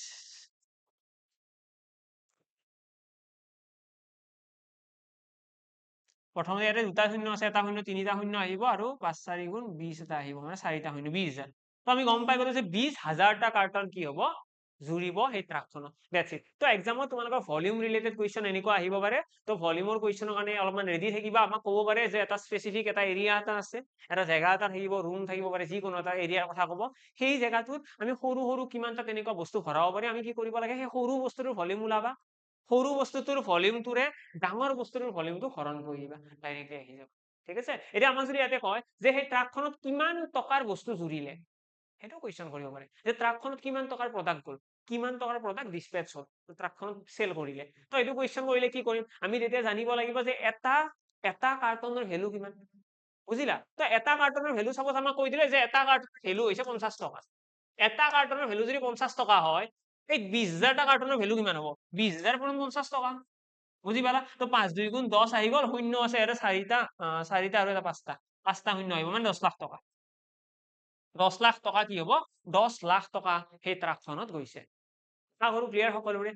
তো এইখিনি বস্তুৱে তোমালোকে জানিব লাগে এইখিনি হৈছে বিহাইণ্ড দ্য চিন এনেইতো চেপ্টাৰ বিলাক বহুতেই টান মেথছ বুলি ক'লে সকলোৰে টোপনিয়ে লাগে মেথছ বুলি ক'লে সকলোৰে ভয়ে লাগে কিন্তু যদি আমি অকণমান পঢ়াৰ টেকনিকটো ঠিক হয় তেতিয়াহ'লে কেতিয়াও মেথছ বৰো নালাগে মেথছক ভয়ো নালাগে আৰু এক্সামত কুৱেশ্যন কৰিব পাৰিম বুলি কনফিডেন্সো থাকে আমাৰ নেক্সট আহিছো নেক্সট আৰু আমাৰ কি আছে ইয়াতে আৰু হেমিস্ফিয়াৰৰ ফৰ্মুলা কেইটা আছে চিলিণ্ডাৰৰ ফৰ্মুলা আছে কোণৰ ফৰ্মুলা আছে ফৰ্মুলা কেইটা চাই থৈ দিবা এক্সামত মই কোৱাৰ নিচিনাকৈ ডাইৰেক্টলি এইটো এনেকুৱা ধৰণৰ আহিব পাৰে আৰু আদাৰৱাইজ যদি কুৱেশ্যন আহে ডাইৰেক্ট হ'ব এতিয়া চোৱা মই যদি কওঁ এতিয়া চিলিণ্ডাৰৰ কি কুৱেশ্যন আহিব ডাইৰেক্ট কথা চিলিণ্ডাৰৰ তোমালোকক হাইট কৈ দিব যে 10 সেন্টিমিটাৰ ব্যাসাৰ্ধৰ 10 সেন্টিমিটাৰ ৰেডিয়াছৰ চিলিণ্ডাৰ এটাৰ হাইট হৈছে 20 সেন্টিমিটাৰ 10 সেন্টিমিটাৰ ৰেডিয়াছ চিলিণ্ডাৰ এটাৰ আৰু হাইট আমাক দিয়া আছে 20 সেন্টিমিটাৰ আমাক ক'ব find the total surface area of the cylinder আমাক টোটেল সাৰফেস এৰিয়া উলিয়াব দিব নোৱাৰিবা জানো টোটেল সাৰফেস এৰিয়া ইয়াতে অলৰেডি তোমালোকে দেখি পাই আছা এইটো হৈছে ফৰ্মুলা তোমালোকক ইয়াতে ৰেডিয়াছ কৈ দিছে 10 সেন্টিমিটাৰ তোমালোকক হাইট কৈ দিছে 20 সেন্টিমিটাৰ তোমালোকে এইখিনি ইয়াতে বহাবহে লাগে ৰেডিয়াছ আৰু হাইট বহাই দিয়াৰ পিছত এনসাৰে ওলাব বেলেগতো একো কৰিব লগা নাই সেইকাৰণে মই কৈছো মই ইয়াতে যিকেইটা ডায়েগ্ৰামৰ তোমালোকক একো এক্সপ্লেইন কৰা নাই সেইকেইটাৰ মনত ৰাখিবা এক্সামত ডাইৰেক্ট কুৱেশ্যন আহিব বেলেগ একো নাহে তাৰ আমাক ৰেডিয়াছ আৰু হাইট দি দিব দি পেলাই ডাইৰেক্টলি ক'ব যে এইটোৰ কাৰ্ভ সাৰফেস এৰিয়া উলিওৱা ইয়াৰ টোটেল সাৰফেস এৰিয়া উলিওৱা নহলে ভলিউম উলিওৱা এতিয়া এইটোৰে চিলিণ্ডাৰত যদি আমাক ভলিউম উলিয়াব দিয়ে আমাক যদি ৰেডিয়াছ আৰু হাইট দিয়া থাকে এইটো চোৱা ফৰ্মুলা পাই r স্কয়াৰ h মানে আলটিমেটলি আমি যদি ইয়াতেও সলভ কৰিব বিচাৰো পাই মানে হৈছে 7/22 r মানে কিমান r মানে ইয়াতে মই লিখিলো 10 মানে 10 স্কয়াৰ আহি গল হাইট কিমান আছে 20 আহি গল তো এইখিনি সলভ কৰিব নোৱাৰিম জানো আমি নিশ্চয় পাৰিম এইখিনি সলভ কৰাৰ পাছতে কাৰেক্ট এনসাৰ আহিব বেলেগ আৰু কৰিব লগা নাই ঠিক তেনেদৰে হেমিস্ফিয়াৰৰ ফৰ্মুলা কেইটা মনত ৰাখিবা যাতে এক্সামত ইউজ কৰিব পাৰো কোণৰ ফৰ্মুলা মনত ৰাখিবা 1/3 পাই r স্কয়াৰ হৈছে আমাৰ ভলিউম পাই L হৈছে আমাৰ কাৰ্ভ সাৰফেস এৰিয়া কোন মানে জানা ন সকলো আইসক্ৰিমৰ যেটো থাকে তো ইয়াতে যদি সামনে ইয়াতে যদি বেন্ড সাৰফেস আছে হেলনিয়া পিঠি বুলি আমি ক'ব পাৰো তো বেকা যেটো কাৰ্ভ সাৰফেস আছে হেতুক আমি কি বুলি কওঁ পাই r l বুলি কওঁ তাৰ কাৰ্ভ সাৰফেস এৰিয়া আৰু টোটেল সাৰফেস এৰিয়াৰ ক্ষেত্ৰত পাই r স্কয়াৰ প্লাস পাই r l বুলি কওঁ ঠিক আছে আৰু ইয়াতে কমন লৈ পেলাই লিখিলে এনেকৈ লিখা যায় কিন্তু কিছুমানে এনেকৈ লিখে যে পাই r স্কয়াৰ প্লাস পাই r l পাই r l এটা তোমালোকে জানিব বিচাৰিছা চাগে যে এইটো কিয় দুটা আহি গল এইটো ৰিজনটো মই এবাৰ দেখাই দিছো চোৱা আমি বেন্ড সাৰফেস এৰিয়া বুলি ক'লে পাই r l আহে নে নাই মই যদি এটা কোণ এটা লওঁ আমি কেতিয়াবা খানা ভাজা খালেও দিয়ে ন কাগজৰ আৰু বনাবও জানো আমি যেতিয়া কাগজৰ এনেকৈ বনাই লওঁ আমি সাইডত যিটো দেখা পাওঁ সাইডত যিটো কোণ দেখা পাই আছো সেই কোণটোৰ এৰিয়া কিমান ইয়াতে তোমালোকে দেখা পাই আছা পাই r l ন সেইটোৱেনো কাৰ্ভ ন বেকা সেইটোৱে বাকি প্লেন সাৰফেস কোনটো প্লেন সাৰফেস ওপৰৰটো ওপৰৰ একদম ঢাকনিখন যদি এটা ঢাকন দিব বিচাৰো ঢাকনিখন কি হ'ব প্লেন সাৰফেস হ'ব সেই প্লেন সাৰফেসখন কি হয় সাৰ্কুলাৰ গোলাকাৰ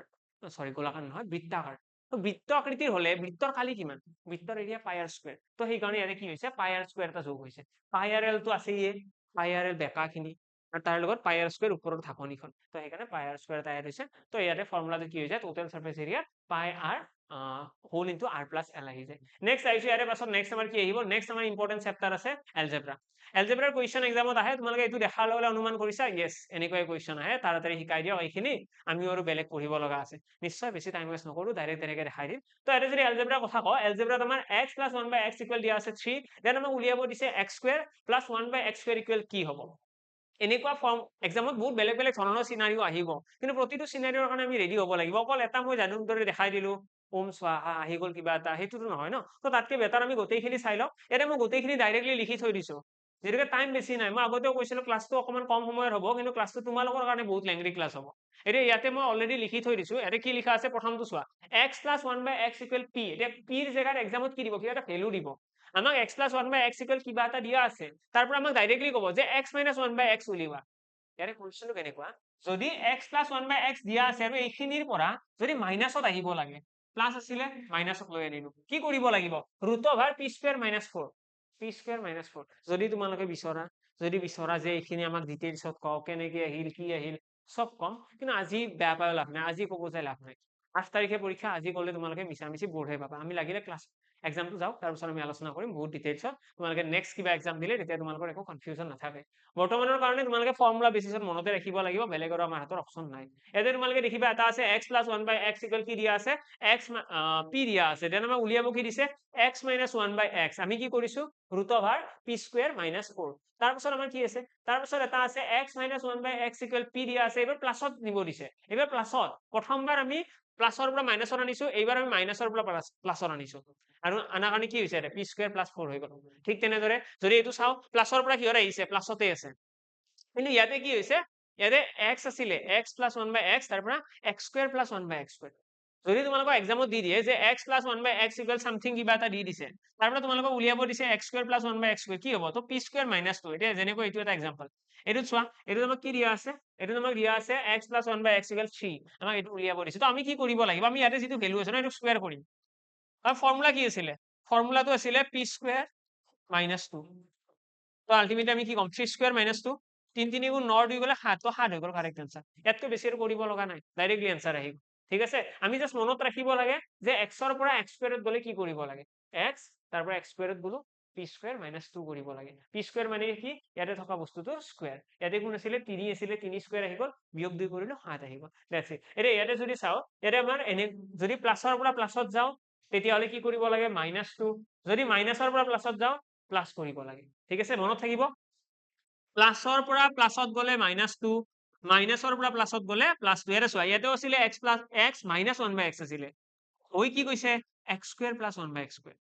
= কি হ'ব? p² + 2। এটা কাম কৰো, মই কৈয়ে দিছো বাৰু, তোমালোকে ইউটিউবত চাৰ্চ কৰিবা এলজেব্ৰা বাই নিৰ্মল ছাৰ। ঠিক আছে, তোমালোকে ইউটিউবত চাৰ্চ কৰিবা এলজেব্ৰা বাই নিৰ্মল ছাৰ, দুটা ক্লাছ কৰোৱা আছে। কাৰণ দুই এজনৰ হয়তো ইচ্ছা যাবও পাৰে যে ডিটেইলছত শিকিব মন আছে। তো ডিটেইলছত শিকিব মন আছে যদি তোমালোকে এলজেব্ৰা বাই নিৰ্মল ছাৰ চাৰ্চ কৰিবা, নিশ্চয় আছে চাগে, মই চাৰ্চ কৰিব চাই লওঁ। তো এলজেব্ৰা বাই নিৰ্মল ছাৰ চাৰ্চ কৰিলে আহিব লাগে, মষ্ট প্ৰবাবলি আহিব, আছে। ঠিক আছে, 1 ঘণ্টাৰ ক্লাছ এটা আছে। তোমালোকে এলজেব্ৰা বাই নিৰ্মল ছাৰ চাৰ্চ কৰিবা, দেন তোমালোকৰ যোনটো প্ৰথম ক্লাছ আহিব, ক্লাছ 1 বুলি আহিব, এইটো 11 মাহ আগৰ, 1 বছৰ আগৰে অলৰেডি। এইটো বহুত মানুহে ভিডিঅ'টো চাইয়ে থৈ দিছে, তো তোমালোকে চাব পাৰা। তো তুমি এলজেব্ৰাৰ যদি সেইটো ভিডিঅ' চাই দিয়া, তেতিয়াহ'লে এইখিনি ক'ৰ পৰা আহিল, কেনেকে আহিল, গোটেইখিনি বুজি পাবা। গোটেইখিনি বুজি পাবা, কেনেকৈ আহিল, ক'ৰ পৰা আহিল। অকে ডান। এতিয়া যদি কোনোবাই বিচাৰিছা যে মই ইমান নাই, মই মেথছ ভাল নাপাওঁ, এনেও মোক কিবা ডাইৰেক্ট ৱে দিয়ক, ডাইৰেক্ট ৱে হৈছে এইকেইটা মুখস্থ কৰা। এইকেইটা মুখস্থ কৰিবা, ডাইৰেক্ট এনসাৰ কৰিবা। এক্সামত কুৱেশ্যনো ডাইৰেক্ট আহিব ইয়াতে, বহুত বেছি ঘূৰাই পকাই কুৱেশ্যন নিদিয়ে। নেক্সট তোমালোকে এইকেইটাও চাব লাগিব। কেতিয়াবা এনেকুৱাও হয় যে x-ৰ কাষত এটা a লগ হৈ আছে আৰু 1/x-ৰ কাষত এটা b লগ হৈ আছে। ax + 1/bx = কি দিয়া আছে? p দিয়া আছে। তাৰ পৰা আমাক কি উলিয়াব দিছে? ax² + 1/bx²। আমাক এইটো উলিয়াব দিছে। আমাক এইখিনি দিয়া থাকিব কুৱেশ্যনত, এইখিনি উলিয়াব দিছে। তো আমি কি কৰিম? আমি আগতে যেনেকুৱা স্কুৱেৰৰ ক্ষেত্ৰত কৰিছিলো, ইয়াতে থকা বস্তুটোক স্কুৱেৰ, মাইনাছ কি কৰিছিলো? -2 আছিলে ন? এইবাৰ -2 তো থাকিবই, লগতে a আৰু b টো আহিব, a/b।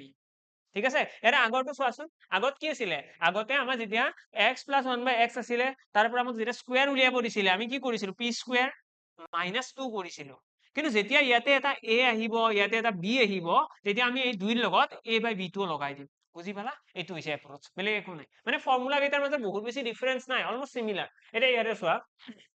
ইয়াতে আছে ax - 1/bx = কি আছে? p। যদি ইয়াৰে পৰা আমি ax² + 1/bx² উলিয়াবলৈ যাওঁ, আমাৰ ইয়াতে প্লাছটো আহিব, গম পাইছিলো ন? মাইনাছৰ পৰা প্লাছত গ'লে প্লাছ, প্লাছৰ পৰা প্লাছত গ'লে মাইনাছ থাকে। বাকী ইয়াতে মাইনাছৰ পৰা প্লাছত গৈ আছো, প্লাছ আহিব। বাকী তোৰ কাষত কোন আহিছে? a/b। কিয় আহিছে? কাৰণ ইয়াতে a আৰু b আছে। নেক্সট আমি আহিছো, নেক্সট কি আছে? নেক্সট ইয়াতে ৰাখিবা কিউবৰ কেইটা। কিউবৰ কেইটা কেনেকুৱা? Almost similar. কিউবত কেৱল কি হয়? ইয়াতে কিউব আহিব। যেতিয়া আমি অকনমান আগলৈকে কি কৰি আছিলো? p² - 2। এইবাৰ কি কৰিছো? p³ - 3p। ঠিক আছে, আৰু যেতিয়া মাইনাছৰ পৰা যেতিয়া মাইনাছত আহিছো, তেতিয়া কি কৰিব লগা হৈছে? p³ + 3p। এইটো প্লাছৰ পৰা প্লাছ, তো মাইনাছ আহিছে। মাইনাছৰ পৰা মাইনাছত যেতিয়া আহিছো, p³ + 3p। যদি ইয়াতে এই ax টো আহি যায়, a শব্দটো যদি আহি যায় ইয়াতে a আৰু b, তেতিয়াহ'লে এই 3p ৰ লগত a/b টো এডিচনেলি আহি যাব। অকে ডান, বুজি পালা সকলোৱে? তো এইখিনিলৈকেতো আমাৰ হৈ গ'ল। নেক্সট আমাৰ কি আহিব? ইয়াৰে পাছত আৰু কিবা আছে নে নাই? নাই চাগে, খতমে হ'ল ক্লাছ, খতম। তো এইখিনিতে আমাৰ খতম হৈ গ'ল গোটেই এলজেব্ৰা। তো আমাৰ আজি ক্লাছত বহুতখিনি কথা আলোচনা কৰিলো। এই 8 দিনৰ যিটো প্লেন আছিলে, আজি মই কমপ্লিট কৰিলো। এক্সামলৈকে এতিয়াও সময় আছে, তোমালোকে চাব পাৰিবা। কালি আছে ছেটাৰডে, এদিন আছে তোমালোকৰ হাতত। তো সকলোৰে শুভেচ্ছা থাকিল, ধুনীয়াকৈ পঢ়া, আৰু এক্সামৰ আগত বেছি চিন্তা কৰিব নালাগে, এক্সামটো দি আহা। এক্সামত পেপাৰ যদি টান হয়, তেতিয়াও বেছি চিন্তা কৰিব লগা নাই। বহুত বেছি টান হলে সকলোৰে কাৰণে টান হ'ব, অবভিয়াছলি কাট অফটো ডাউন আহিব। তো বিন্দাছ এক্সামটো দিয়া। বাকী CSAT-খনত অকণমান গুৰুত্ব দি থৈ দিয়া, কাৰণ বোলে এইফালে বোলে বহুত ভাল হৈ গ'ল, তাৰপিছত এইফালে বোলে গম পালা CSAT-ত 60 মাৰ্ক আহিছে, বেছি বেয়া লাগিব তেতিয়া। তাতকে বেটাৰ অকণমান পঢ়ি যাওঁ। আৰু ইয়াতে যিমানখিনি ক্লাছ কৰিছো, মইতো ইমানখিনি চেষ্টা কৰিছো যাতে ইয়াৰে ভিতৰত ডাইৰেক্টলি কমন আহক কুৱেশ্যন। ডাইৰেক্টলি কমন আহিলে মোৰো ভাল লাগিব, অবভিয়াছলি তোমালোকৰো সহজ হ'ব অকণমান। তো গোটেইখিনি চাই গ'লে এটাতো অভাৰঅল তোমালোকৰ আণ্ডাৰষ্টেণ্ডিং থাকিবই। অভাৰঅল তোমালোকে কুৱেশ্যন অবভিয়াছলি চল্ভ কৰিব পাৰিবাই। যদি তোমালোকৰ অভাৰঅল এনেকুৱা হয় যে গোটেইখিনি কমন পৰিছে, তেতিয়াহ'লে খুব ভালেই কথা। যদি নপৰেও কমন, বেছি চিন্তা কৰিব লগা নাই। তোমালোকৰ কি হ'ব? অভাৰঅল এটা আণ্ডাৰষ্টেণ্ডিং আহি যাব এই 8টা ক্লাছ চোৱাৰ পিছত, যাতে তোমালোকে এক্সামত পাছিং মাৰ্কটো স্ক'ৰ কৰিব পাৰিবাই। অ'কে, লগ পাম সকলোকে এক্সামৰ পাছত। যদি এক্সামত কুৱেশ্যন কমন পৰে বা ভাল লাগে তেতিয়াহ'লে নিশ্চয় কমেণ্ট বক্সত আহি পেলাই এবাৰ মেনশ্যন কৰিবা আৰু লগ পাম তোমালোকক এক্সামৰ পাছত। Thank U.